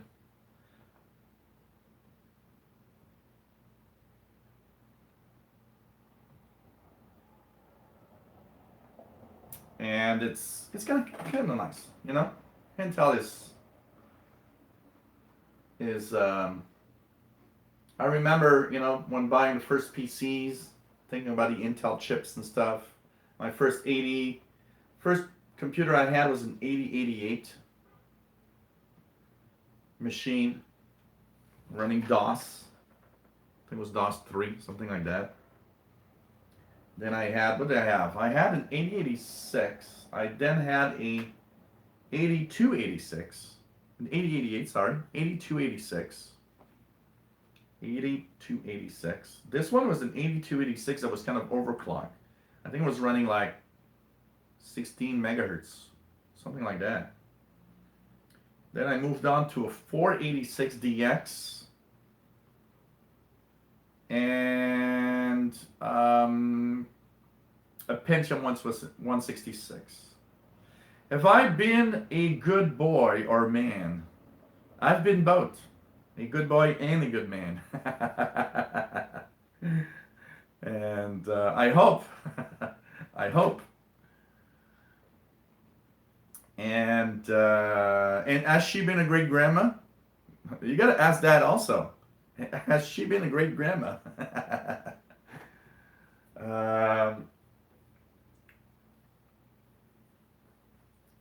Has she been a bad boy? I have my bad boy moments at times, I gotta say. But I'm in general a pretty... So,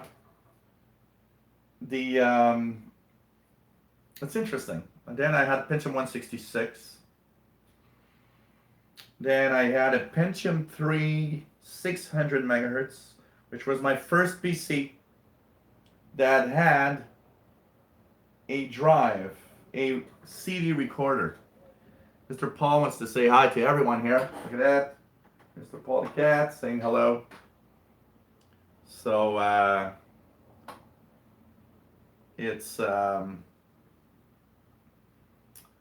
that was my first computer that had a CD burner. 4X CD burner. And Then I moved on to a Pentium 4 3 gigahertz with hyper-thread, which was a gaming machine. When I purchased a gaming machine, I had, 4 or 5 different gaming, 4 or 5 different graphics cards through the years in it. And from there, I moved on to laptops. The Pentium 4 gaming machine was the last desktop that I purchased. And, 50 years of Intel. I'm happy about one thing. Intel is nice. They've designed some really great stuff. But I'm happy about one thing. Is the fact that there were competition. You never have necessarily always good products if there's no competition. And over the years, Intel's had competition with Cyrix. I don't know if you guys remember that's the Cyrix or Cyrix processors that were kind of clones to the Intel processors. And then came AMD, and that upped the competition. That was really nice. I mean, the AMD war really helped make Intel more productive and have more powerful chips at some point. So competition is kind of good. And we're seeing with the AMD Ryzen CPUs right now, it's as if competition is good again. It's kind of cool. Cyrix were bad processors. They were like, everybody that I knew, I never had one. When I had my Pentium 166, a friend of mine had a Cyrix that runs at 200 megahertz. And I remember he came over here one day and I had Windows 98 like him. And he was complaining that his Windows 98 OS was blue screen all the time. And he came over here one day and we did things all day long and he said, "Wow, I'm amazed. Your computer hasn't crashed." And I said, "My Windows 98 PC doesn't crash almost never. It crashes maybe once a week because I'm doing something, but not really much more than maybe once or twice a week." Where he was crashing every 4 or 5 times a day. And these were really bad. These were bad. The instructions weren't good and it was really not working very well. So,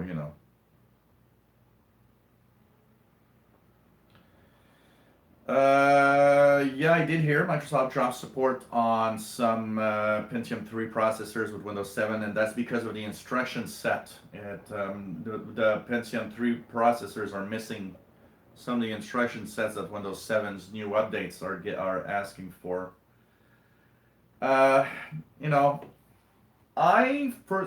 Okay.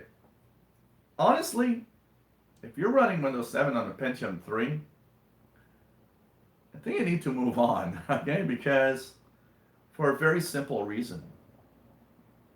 You can have a more decent machine for extremely low price. Even just getting to a Core 2 Duo, which will be a major step up for Windows 7, you can get that for $100 less, even less. You'll have a Core 2 Duo for $100, which is very little money. And even though it's old technology, it works 100 times better than, I don't know. I can't see myself using a Pentium 3 processor running Windows 7. Imagine how slow that must be. That must be crazy. Crazy slow. So, I don't think they did that on purpose in any way. I think in one of the updates and things that they did, they had to do it for some reason, and it broke the Pentium 3, unfortunately. Because there's no reason to not support one versus the other. I think it's just they had no choice and they decided, okay, well, we got to do it. It's just that you can't, your Pentium 3 stuck at a certain point where you can't continue. So, it's just crazy. As for, man, 2020, it's coming fast, we're July, we're past mid-July 2018. I mean, year and a half. It's crazy. It's coming fast. That January 2020 date is coming fast. And I think the up sales, the sales that are a little better in the Windows 10, well, the PC market is a lot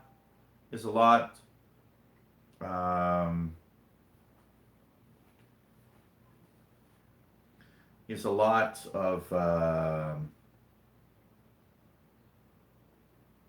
related to the fact that businesses and some people are moving to Windows 10 now. You know what, Patrick? I had the Edge translator extension installed at some point, and I uninstalled it because it froze a lot of web pages. I don't know if it's because of the way that it works or something, but the translator, I removed it. It was always having problems. And the other machines probably have it, because if you have it in one, I think it synchronizes and installs automatically on the other machines with Edge. So maybe you got it on all 7 machines.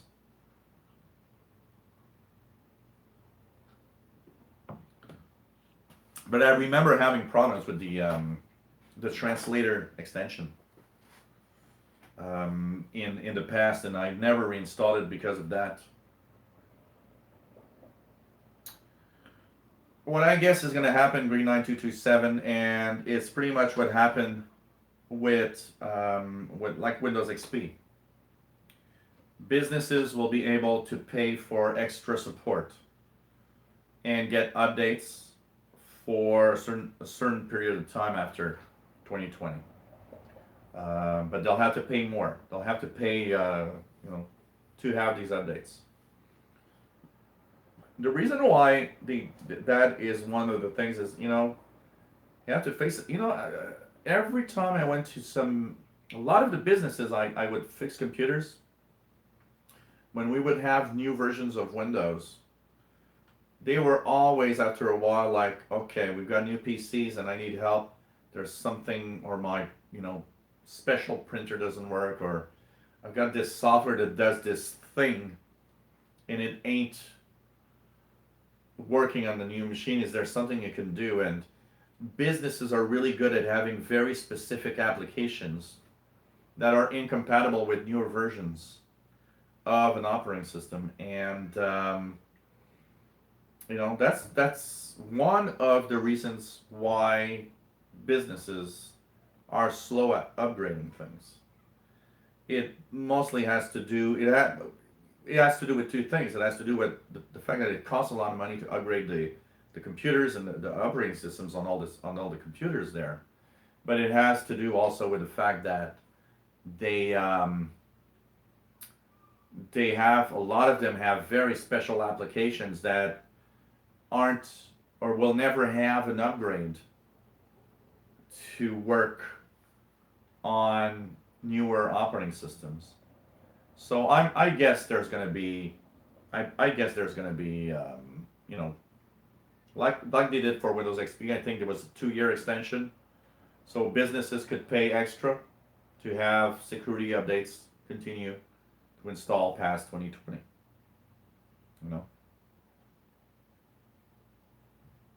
So it's crazy. Hey, Josh Kinder, nice to have you here. always cool to have all of you here. So Intel at 50. What else is interesting in the news? Of course, for the insider stuff, we're still testing out Redstone 5, which has much less new features than I would have expected. I gotta say, was a little surprised that they removed the sets feature. And they removed the sets feature in the in Redstone 5. For some reason, it kind of made, and it was getting there. It was getting there, so I don't know. It's kind of weird. I think it has to do with there's something happening that we don't know at Microsoft for Windows. Really, something is happening. There's sort of changes coming at Microsoft for sure. And that's going to be interesting to see. I mean, we're testing new features, but not that many new features, you know. Ripple Pro says, I couldn't believe you walked in front of the Queen and talking about Donald Trump. I posted on my Facebook page a picture of the Queen and of the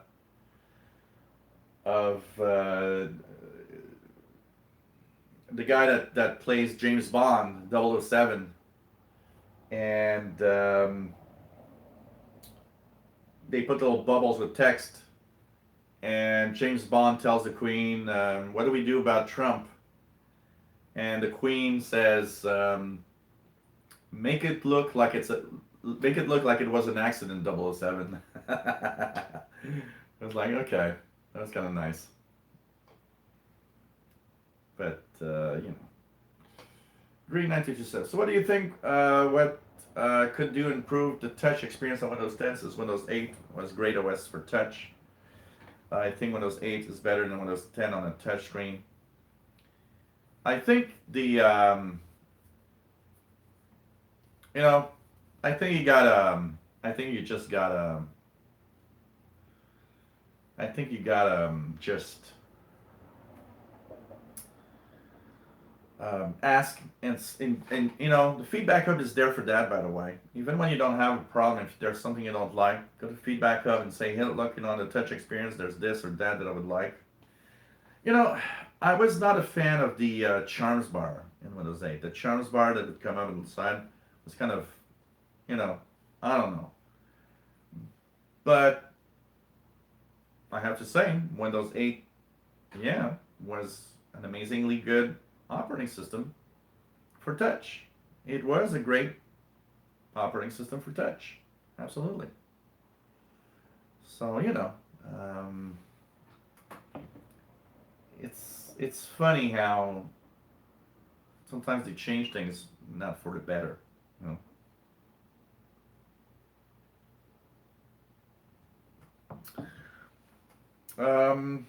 Anything, what did I talk about in the news today? I don't even remember.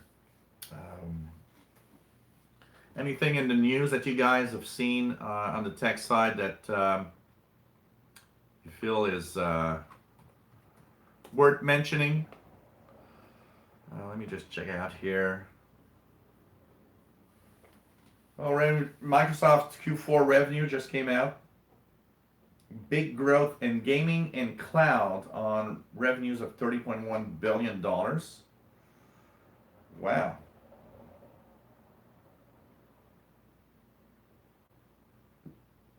And the cloud stuff is amazing.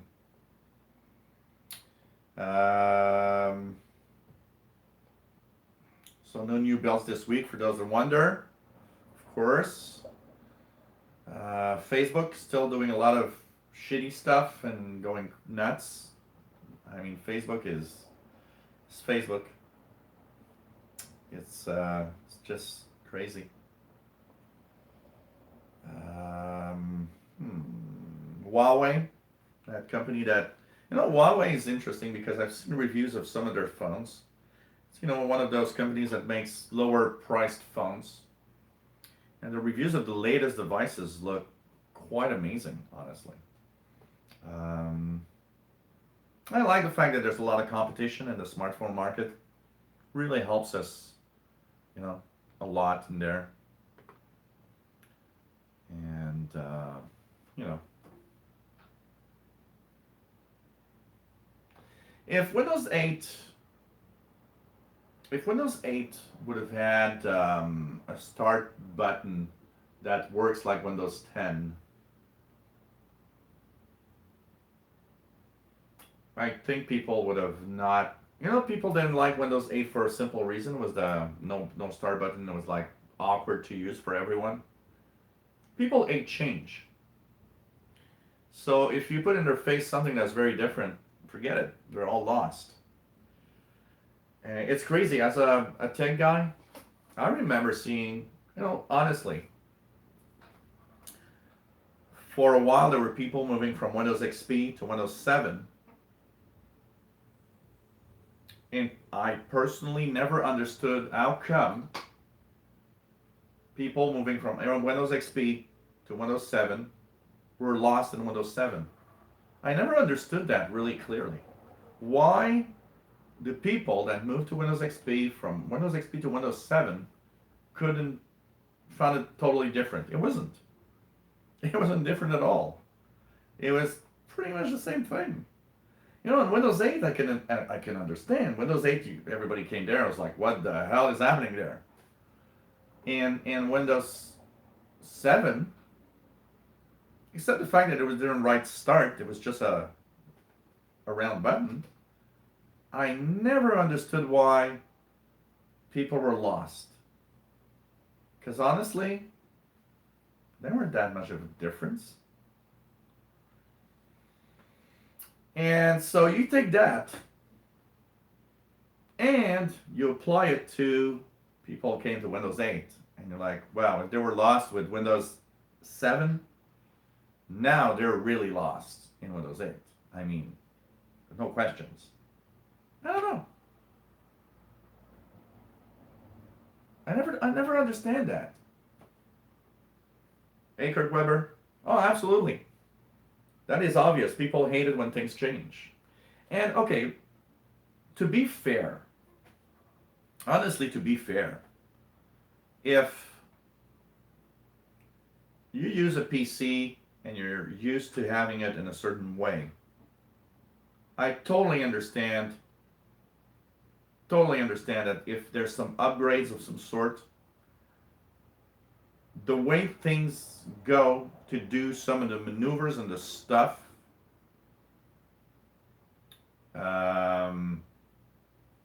is it's got to stay pretty much the same, because people are used to that, and I totally understand why people don't want to relearn how to do something because there's a new operating system and you don't do that like that anymore,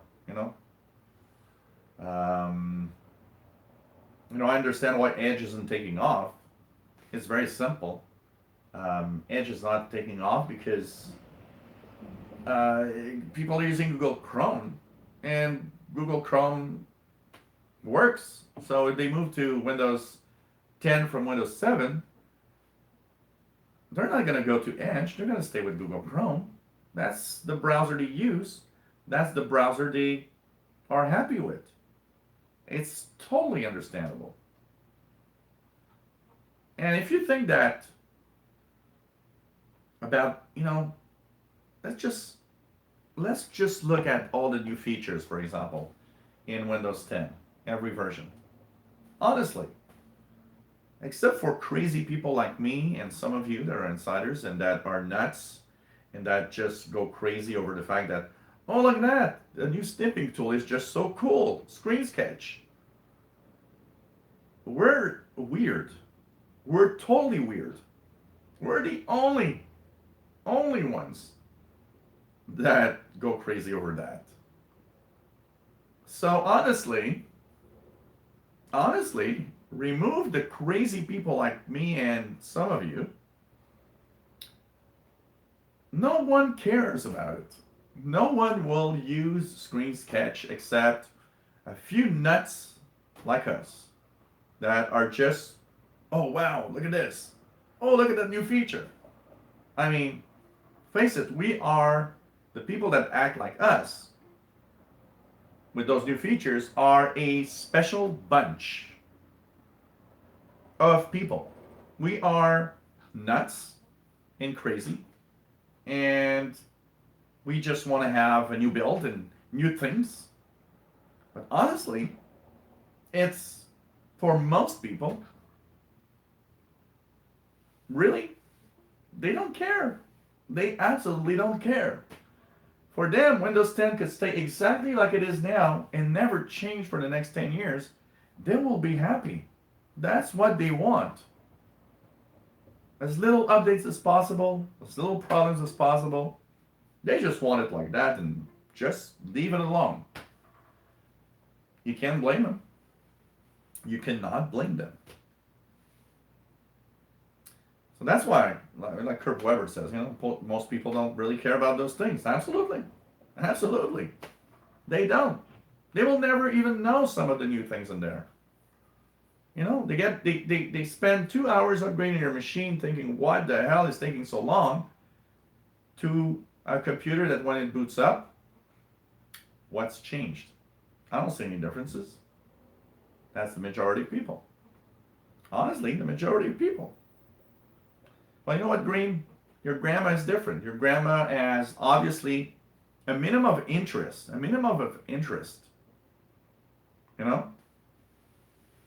And it's just that she's a different person. She has interest in the computer, interest in some of the new stuff. She finds it nice, and that is cool. But we are different. We're on a different scale. We're on a different world. Maybe there should be Windows 10 people's version and Windows 10 crazy people version. We're the crazy people version.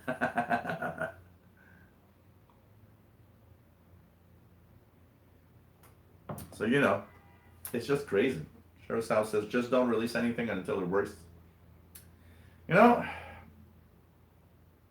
Is what's interesting about the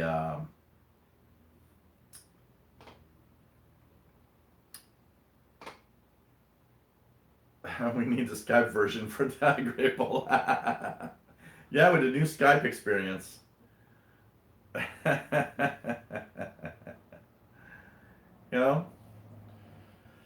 But the April 2018 update has shown one thing, that clearly there's a major problem in an insider program. We're insiders, we want to see things, but why is it that a version that's been tested by millions of insiders has problems? It's impossible. I could understand, and when a version was tested by 1,000 engineers on Microsoft, there were some things that were not seen because the amount of testing was smaller. But when you look at millions of insiders and you can't detect some of the stuff that went wrong, I wonder what's happening in the insider program. I totally wonder what's happening there. What telemetry are you looking at? I can't believe with millions of insiders you can't see some of the things. Let's face it, there are exceptions to the rule. Whatever operating system you have, there will always be, 1%, 0.5% that have issues. Somebody was telling me the other day, Well, there's on the Mac computer we don't have problems, and I replied back. I said, oh yes you do.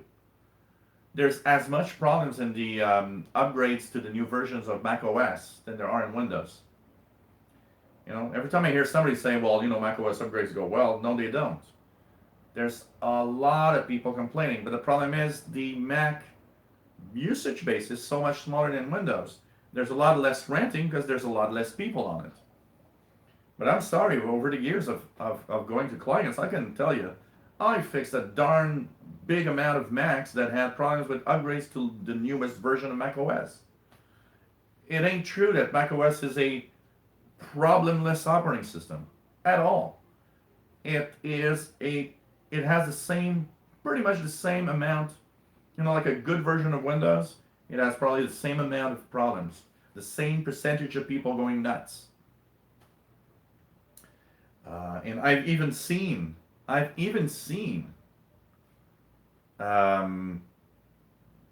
people actually go to Windows. We don't hear about that, but I've actually even seen people going to Windows because they were just tired of having tons of problems on their Macs.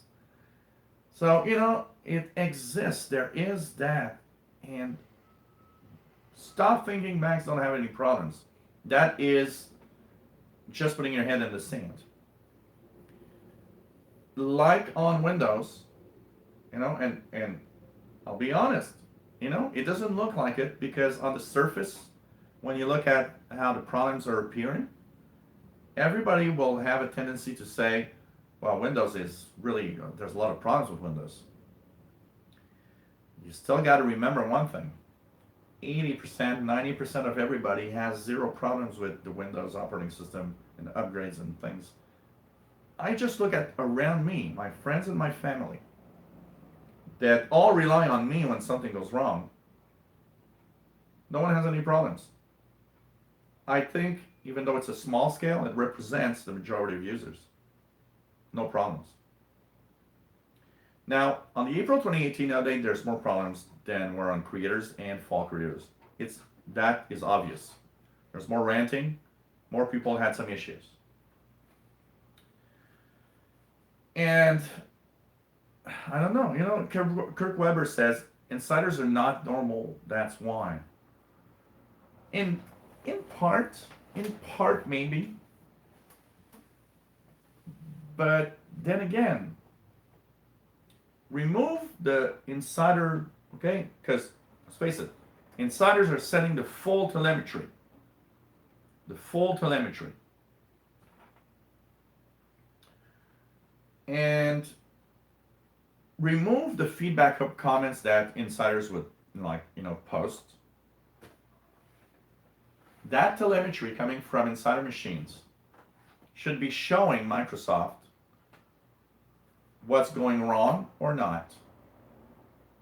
That telemetry should actually have enough information that it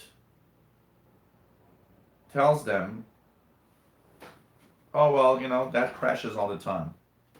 That freezes from time to time. The upgrade path to that is no good. And I have the impression there's something not right with that. And of course, Microsoft is not going to say, oh yeah, we got a problem with 1803, so we're sorry. Because it's admitting 1803 is no good and scaring everybody, and everybody saying, I don't want to have 1803, apparently it's bad. So Microsoft will never admit something goes wrong. But 1803, maybe not to as big a scale, but 1803 smells like anniversary update when, I still can't believe that the most popular camera in the world, the Logitech C920, was broken. The most popular webcam in the world, there must be some insiders that use it, and you haven't seen that it broke. Wow. Something is wrong there.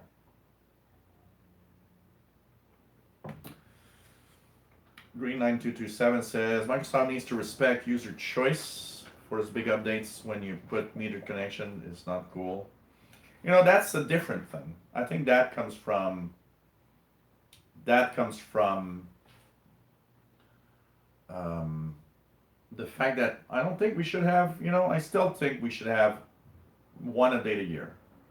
Every major operating system has one update a year. Android, iOS, macOS, everybody does one update per year, year and a half. I still think Windows 10 should be there also. I think Windows 10 should be in the once a year thing. You know what? I have a prediction in 2019. I have a prediction that we're going to go to a one update a year thing. And mark that on your notes somewhere. And sometime next year, remind me, hey, you remember on your special insider, your special tech show, Midsummer tech show, you said one update a year? And if I'm wrong, well, I think we're going to go there. I think they are going to realize, look, we need to do that. Kirk Weber, same here. I am happy to see the new features. I find it cool. I find that sketch tool to take screenshots amazingly cool. So much better than just the snipping tool. It's really amazing. And actually, there's an update now. If you guys update your apps, there's an update to this screen sketch. It actually fixed a few issues and is actually better. I get excited about new stuff, but we're the exception to the rule. We're crazy people. It's like I say, we're really crazy people, So, is it safe to come out of hiding yet? So, it's something you gotta think about, It's just and we gotta think about how, do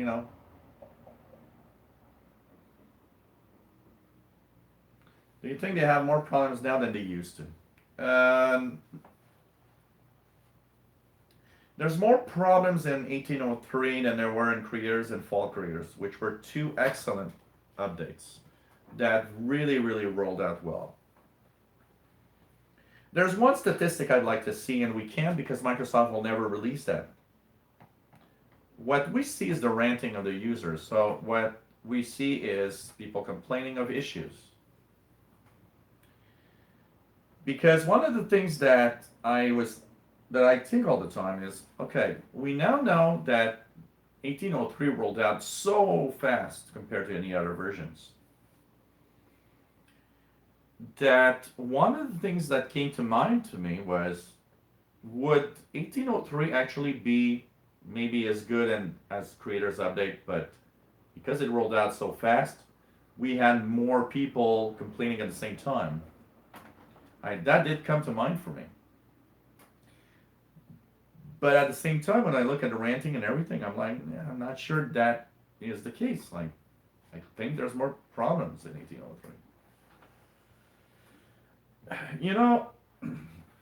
Windows is a very, very complex thing. You can say what you want. Windows is an amazingly complex operating system. And one of the things that I always like to say, because when people tell me, oh, Mac OS X is so good, Mac OS 10 is so good, I always tell them, you're comparing apples and oranges. Really, apples and oranges. Apples, because Mac or Apple does the machines and the hardware and the software. When you do all the software and the hardware, you know how to match it perfectly to your machines. You're the guy that makes the hardware, and you're the guy that makes the software. Windows got to work on billions of configuration. I mean, think about all the millions of different devices and configs that everybody has. Windows got to install in there and work. It is astonishing to think that Windows works with all of that and all the differences. The ecosystem on the Windows side is much more diverse. It is so much more complicated. So, and but there's no one. Regular people don't understand that, honestly. You know.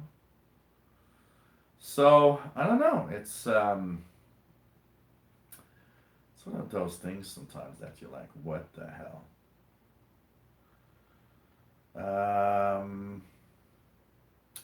Jedi Knight, hey there.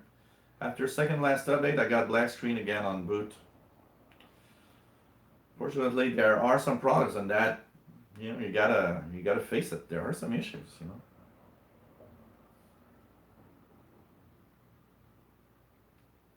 Exactly, Kirk Weber. We are not considered normal at all. I'm not a normal user. I'm not a normal person with a computer. I at all.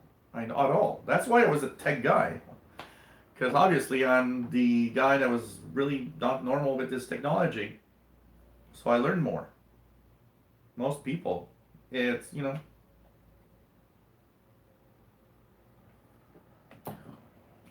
That snipping tool is amazing.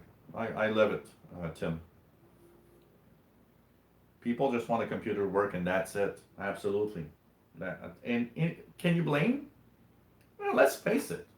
Remove all the nut jobs that we are with the insider and going crazy over a new snipping tool, for example, and just take your mom, your dad, your family, your friends that know very little about technology.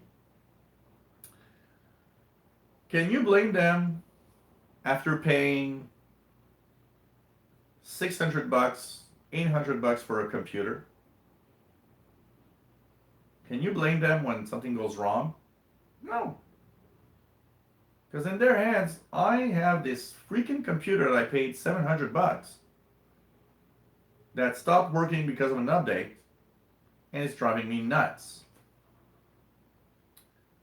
You know what?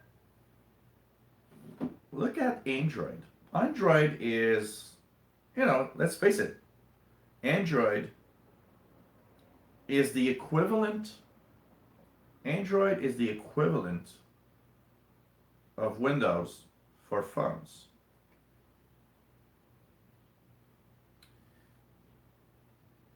It has its share of problems when there's updates and stuff, but honestly, the upgrade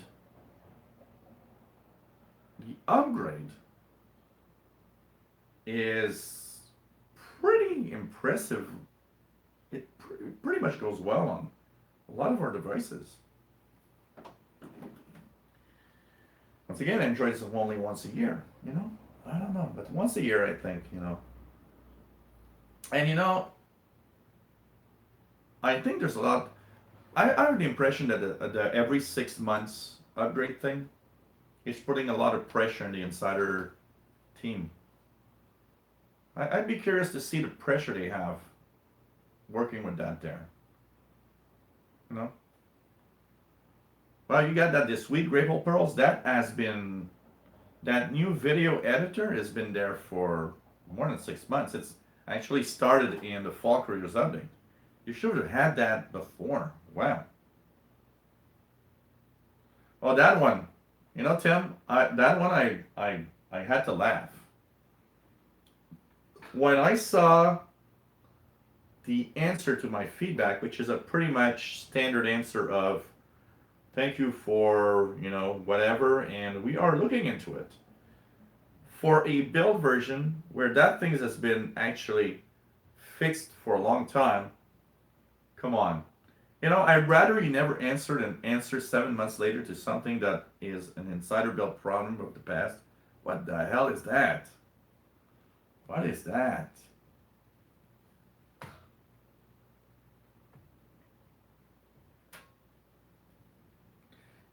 You know what, Grateful Pearls? I don't think they need to. Honestly, I don't think they need to. Because, okay, they did fire a lot of engineers and a lot of testers and a lot of people. That is true. The Windows team is so much smaller than it was at one point. But I don't think they need to hire anyone. They got millions of crazy people like me that are insiders.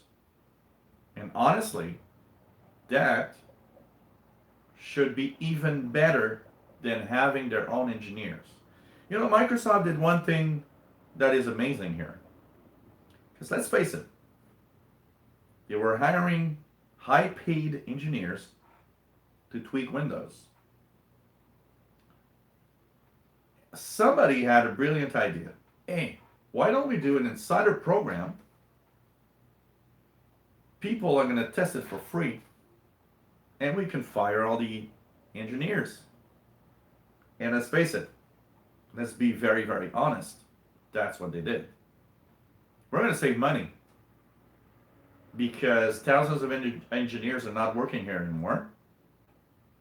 And we got these crazy people that do it for free testing our insider versions. Okay? Let's be pretty honest. That's the real idea behind the insider program. And they knew that people like us would say, oh yeah, we're going to test these new features before everybody else, and not be paid for it. Because we're just happy. We just want to see these new things. And we love computers and Windows. And what I want to say with that, Grateful Pearls, is I think the insider program, if it would be if it'd be run better, having millions of people in the real world testing out your new operating system is a million times better than having engineers. Because the engineers will always be stuck in a closed system of we try this and that's how things work with that type of hardware. Where on the insider program, they're testing on a much bigger scale of different hardware and software. And I think if it would be done right, the insider program is a much better way to test out Windows for real. Because we're all in the real world. Even though we are geeks and weird people,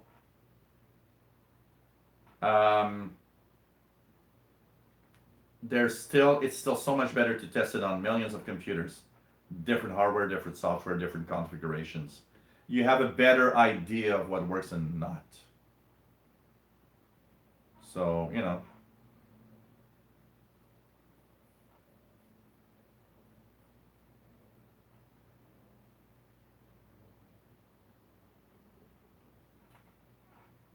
But it doesn't matter. You know what? Grateful Pearls, you say some insiders are good, but I think most people just join insiders to get newer versions. It doesn't matter. That is not a problem. That is not a problem because of the telemetry from the operating system. Every insider out there, even if they don't never reply back, are sending out tons of data of things that work, things that crash, things that freeze, whatever they're doing. They already have an idea. They don't even need, honestly, they have the feedback hub, but honestly, they probably could have so much telemetry from just usage that a lot of things they already know about it. On that telemetry, I can tell you one thing, because I'm not part of anything that has to do with Windows at the Microsoft side, but what I do with the team that I have also gets telemetry. And I can tell you one thing, it's extremely surprising all that we know from the telemetry. And if I apply that to what Windows is sending out in the insider, they have a lot of information about what's happening with Windows. I can tell you that.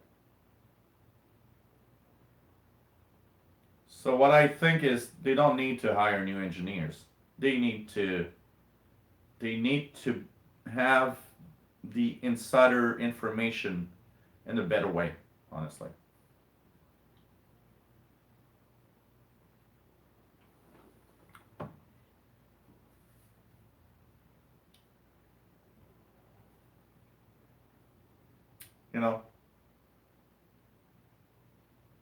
like Tim says, if Microsoft did TVs, they would have to nail it down 100%. Anyone would complain if TV didn't work expected.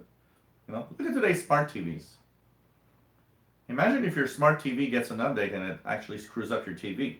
You're gonna be mad as hell. Totally normal. It's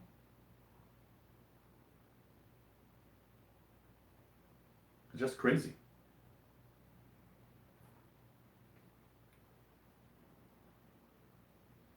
Actually, that's different, Great Ball Pearls. It's not the fact that they need to have quality control. I think it's bad. It's just a bad way of thinking from the start. Fluent design should be an on-off switch that affects everything. It's totally weird that they do it from app to app. Look at Mac OS 10, the new version, which obviously copied Fluent design in its effects in Dart Team also. It copies Windows. It's obvious that Apple looked at Windows and said, oh, look, that's a good idea. But what is insulting to Microsoft is that Apple nailed it right from the start. Here, a little switch on off, it's everywhere. And it has even different levels of Dart Team. Okay, that's the cool thing. Why isn't it like that in Windows? There are things I can tell you. What the hell? Oh man, it's nuts. There are things like that. It's just crazy.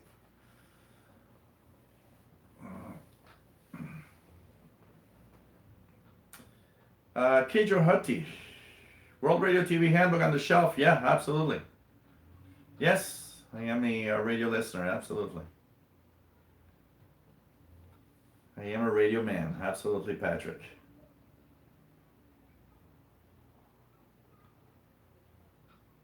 But Ripple Pearls, the feedback hub is a minimum. That's not where to get all the information. And I can tell you, the telemetry from the machines is a million times more interesting than any feedback hub they get. I can tell you that. And they do get on the feedback hub hundreds of thousands of feedback every day. They can't process that. There's something they're not doing right. It doesn't process right. They need some kind of better system to process everything. But the telemetry is more important anyways. I can tell you one thing, nobody would post anything in the feedback hub at all, and they will know a lot of what's wrong and not in Windows.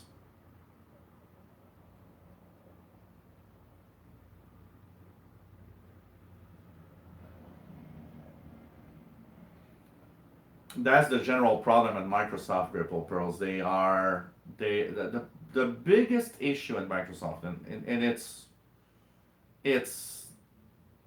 that is the biggest problem. Each division is acting on its own and hates everybody else. They don't talk to each other at Microsoft. I have one issue. I can tell you that I have difficulty with another division that hates us. It's obvious they hate us. I even actually sent a memo out saying, hey, that division hates us. So you know.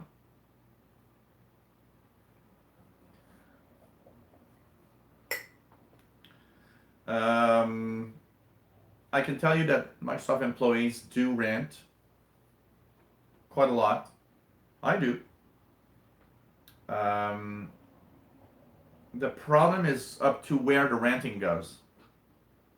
It stops at certain points. So for example, okay, and I'll use a personal example, but with other products because I can't talk about anything. Say I work for the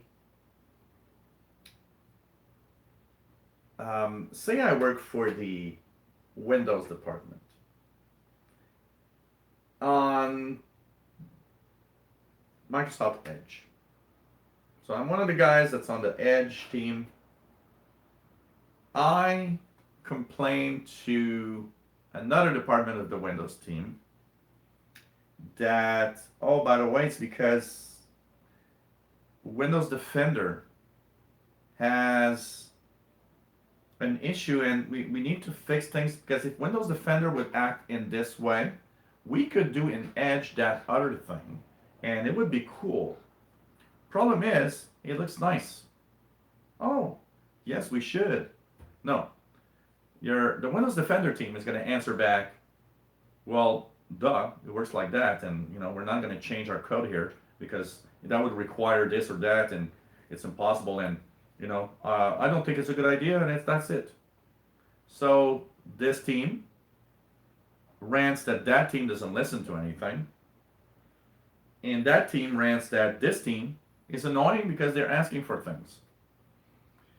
And this is the very honest representation of how it works within the company. Too many divisions, too many different teams that don't agree with anything.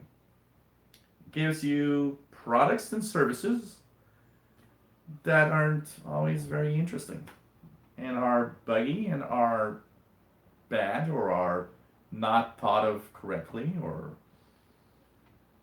there needs to be a major overall. The only thing that would be good would be a major overall of everything, and like, okay, you've been working here for 15 years and you're an idiot like that, you should not be working here. Unfortunately, there's a lot of that.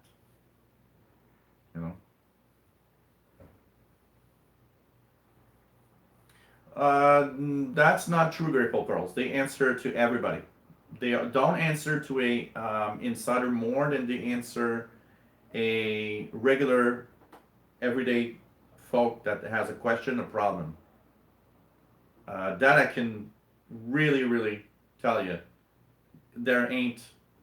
There's no favor in here. There's no favor for insiders more than regulars.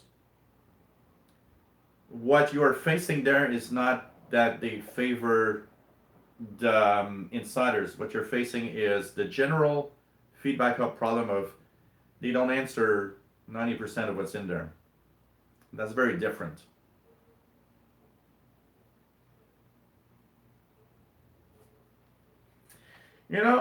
I always say one thing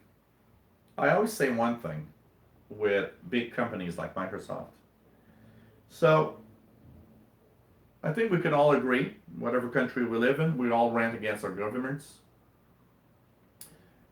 There's always tons of things that the government doesn't do that they should. And we all go crazy over all sorts of things. And there's one thing about that, is that big companies kind of become like governments. Too many different divisions, too many different things, and they start doing bad things because nobody talks to each other really, and so each has its own idea of what something should be about. That's crazy.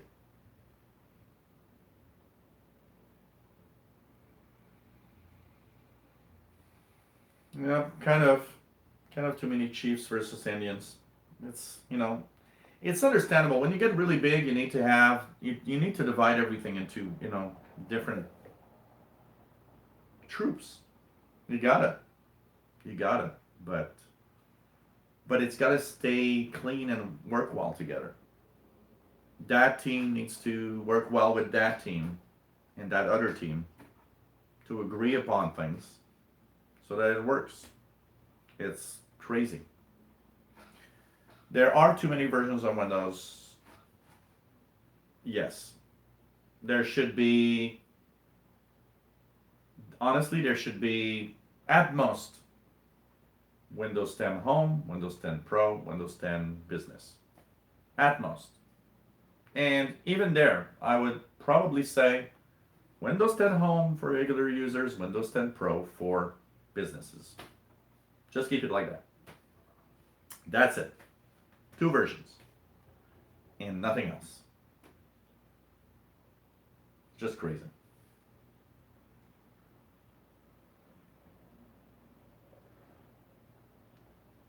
Vista was funny because, you know what, Green 9227 says Vista was good after a couple of service packs. And when Vista was out and they had a few service packs, people hated Vista terribly. Microsoft actually had a room where they invited like 100 people to test out Windows, and they said this is, you know, a Windows version we're working on. And the thing is, the people would give out, you know, what they think of, and all the people they invited were people that had already Windows Vista. And they said, oh wow, this is such a great operating system. This is how Windows should be. Much better than Vista. And at the end they said, look, this is Vista. You are working on Vista. We just changed a few things on the general look of the operating system. This is Vista. You know. So it's crazy.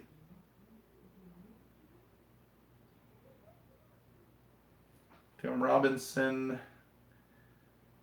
yeah, it's the same. It's the same for every company. Apple, Google, all of these big companies is the same.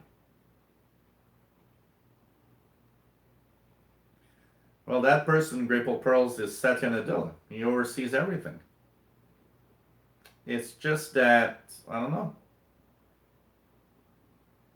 I think there's some things that are just not respected.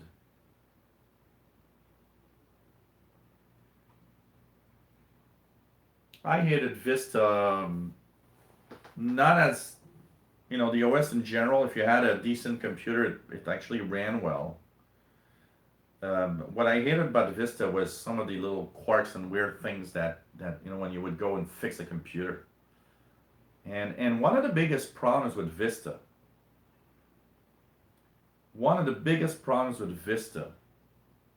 was the fact that a lot of PCs that came out at the time had only 1 gigabyte of RAM, which was not enough to run Vista well. So a lot of people that hated Vista because they thought it was slow and bad, but in reality, they bought $300 PCs.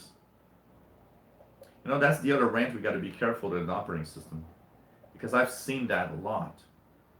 Windows 7 at the start also suffered from that, because a lot of people were buying these cheap $300 PCs that had only 1 gigabyte of RAM, and they were saying, well, that's bad, man, that's a bad Windows, look how slow it is. Yeah, look, I'm gonna put 4 gigs of RAM in there. You're gonna see it's gonna run really faster, even just doubling to 2 gigs. I remember there was a period of time I sold so much RAM because I'd go, people would say, well, look, my PC is slow, but I got 1 gigabyte of RAM. You need more. And you know, people have that side to it.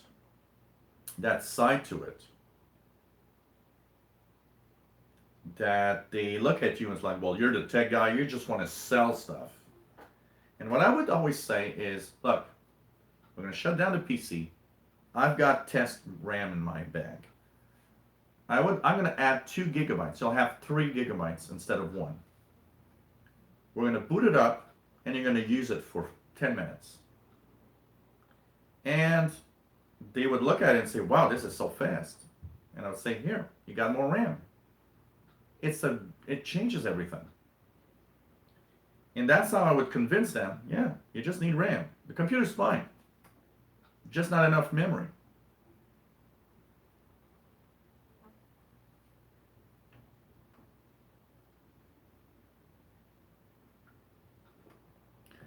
But you know, Grateful, there are people under Satya. There's, you know, quite a few people in the different divisions that are overseeing each of their own divisions. And you know, I don't know. Are they not doing their job? It's a difficult thing because it's crazy to see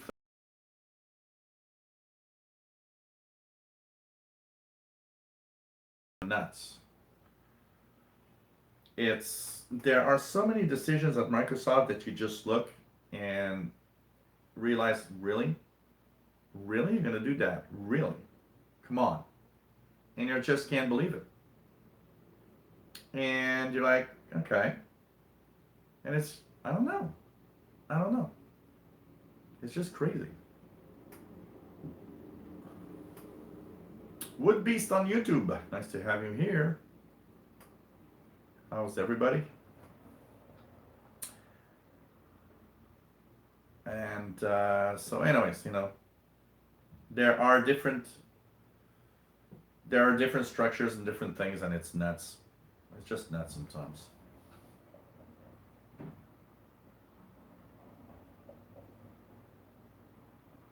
I think everything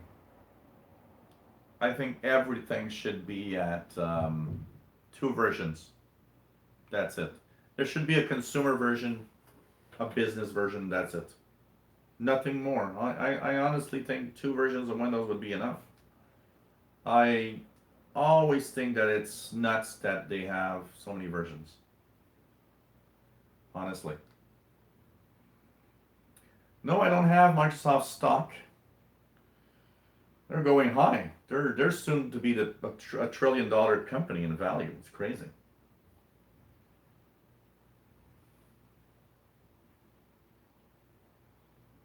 Yeah, it doesn't work like that, Crapple.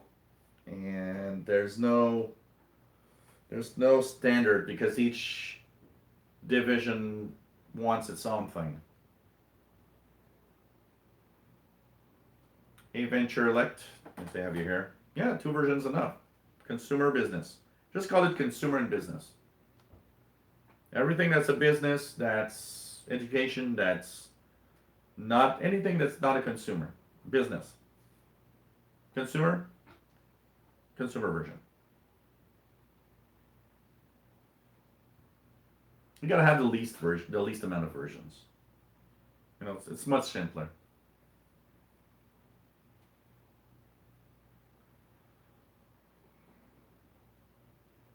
Yeah, but anyways, Microsoft will always come up with 14 different versions of Windows. It's Microsoft. So hey guys, we've been on for 3 hours. Hope you enjoyed today's show. I will be winding down. I am hungry. Polycat is looking at me with these fierce eyes saying, hey human, I want to go outside. And I want to take it easy for the rest of the day. Just enjoying beautiful weather, go outside a little bit, and maybe listen to the radio. And hope that everybody enjoyed this little Midsummer live show. We'll be back in September. I'll be posting a list of everything soon. In the next couple of weeks, I will have a better idea of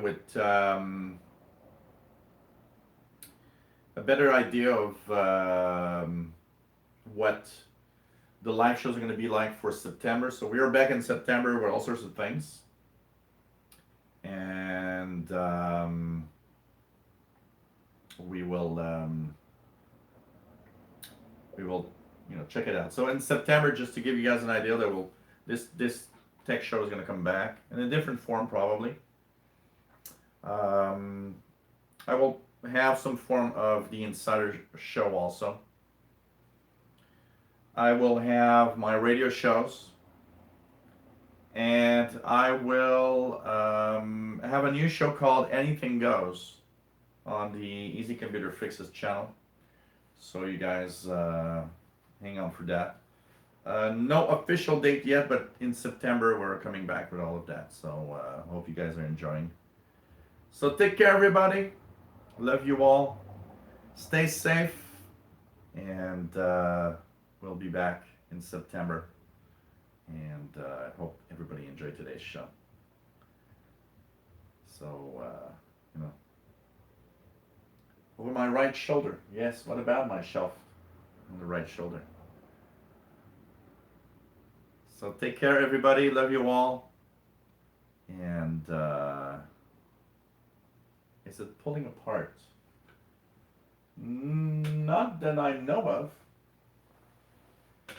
Because this is three different things. So technically, no. I don't know what you see that maybe is giving you an idea, but so see ya all soon. Take care, my friends, and love you all. Stay safe. See you in September for the tech shows. Bye bye.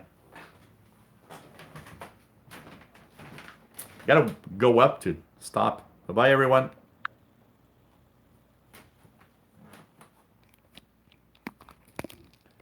Wow, this is really. There we go.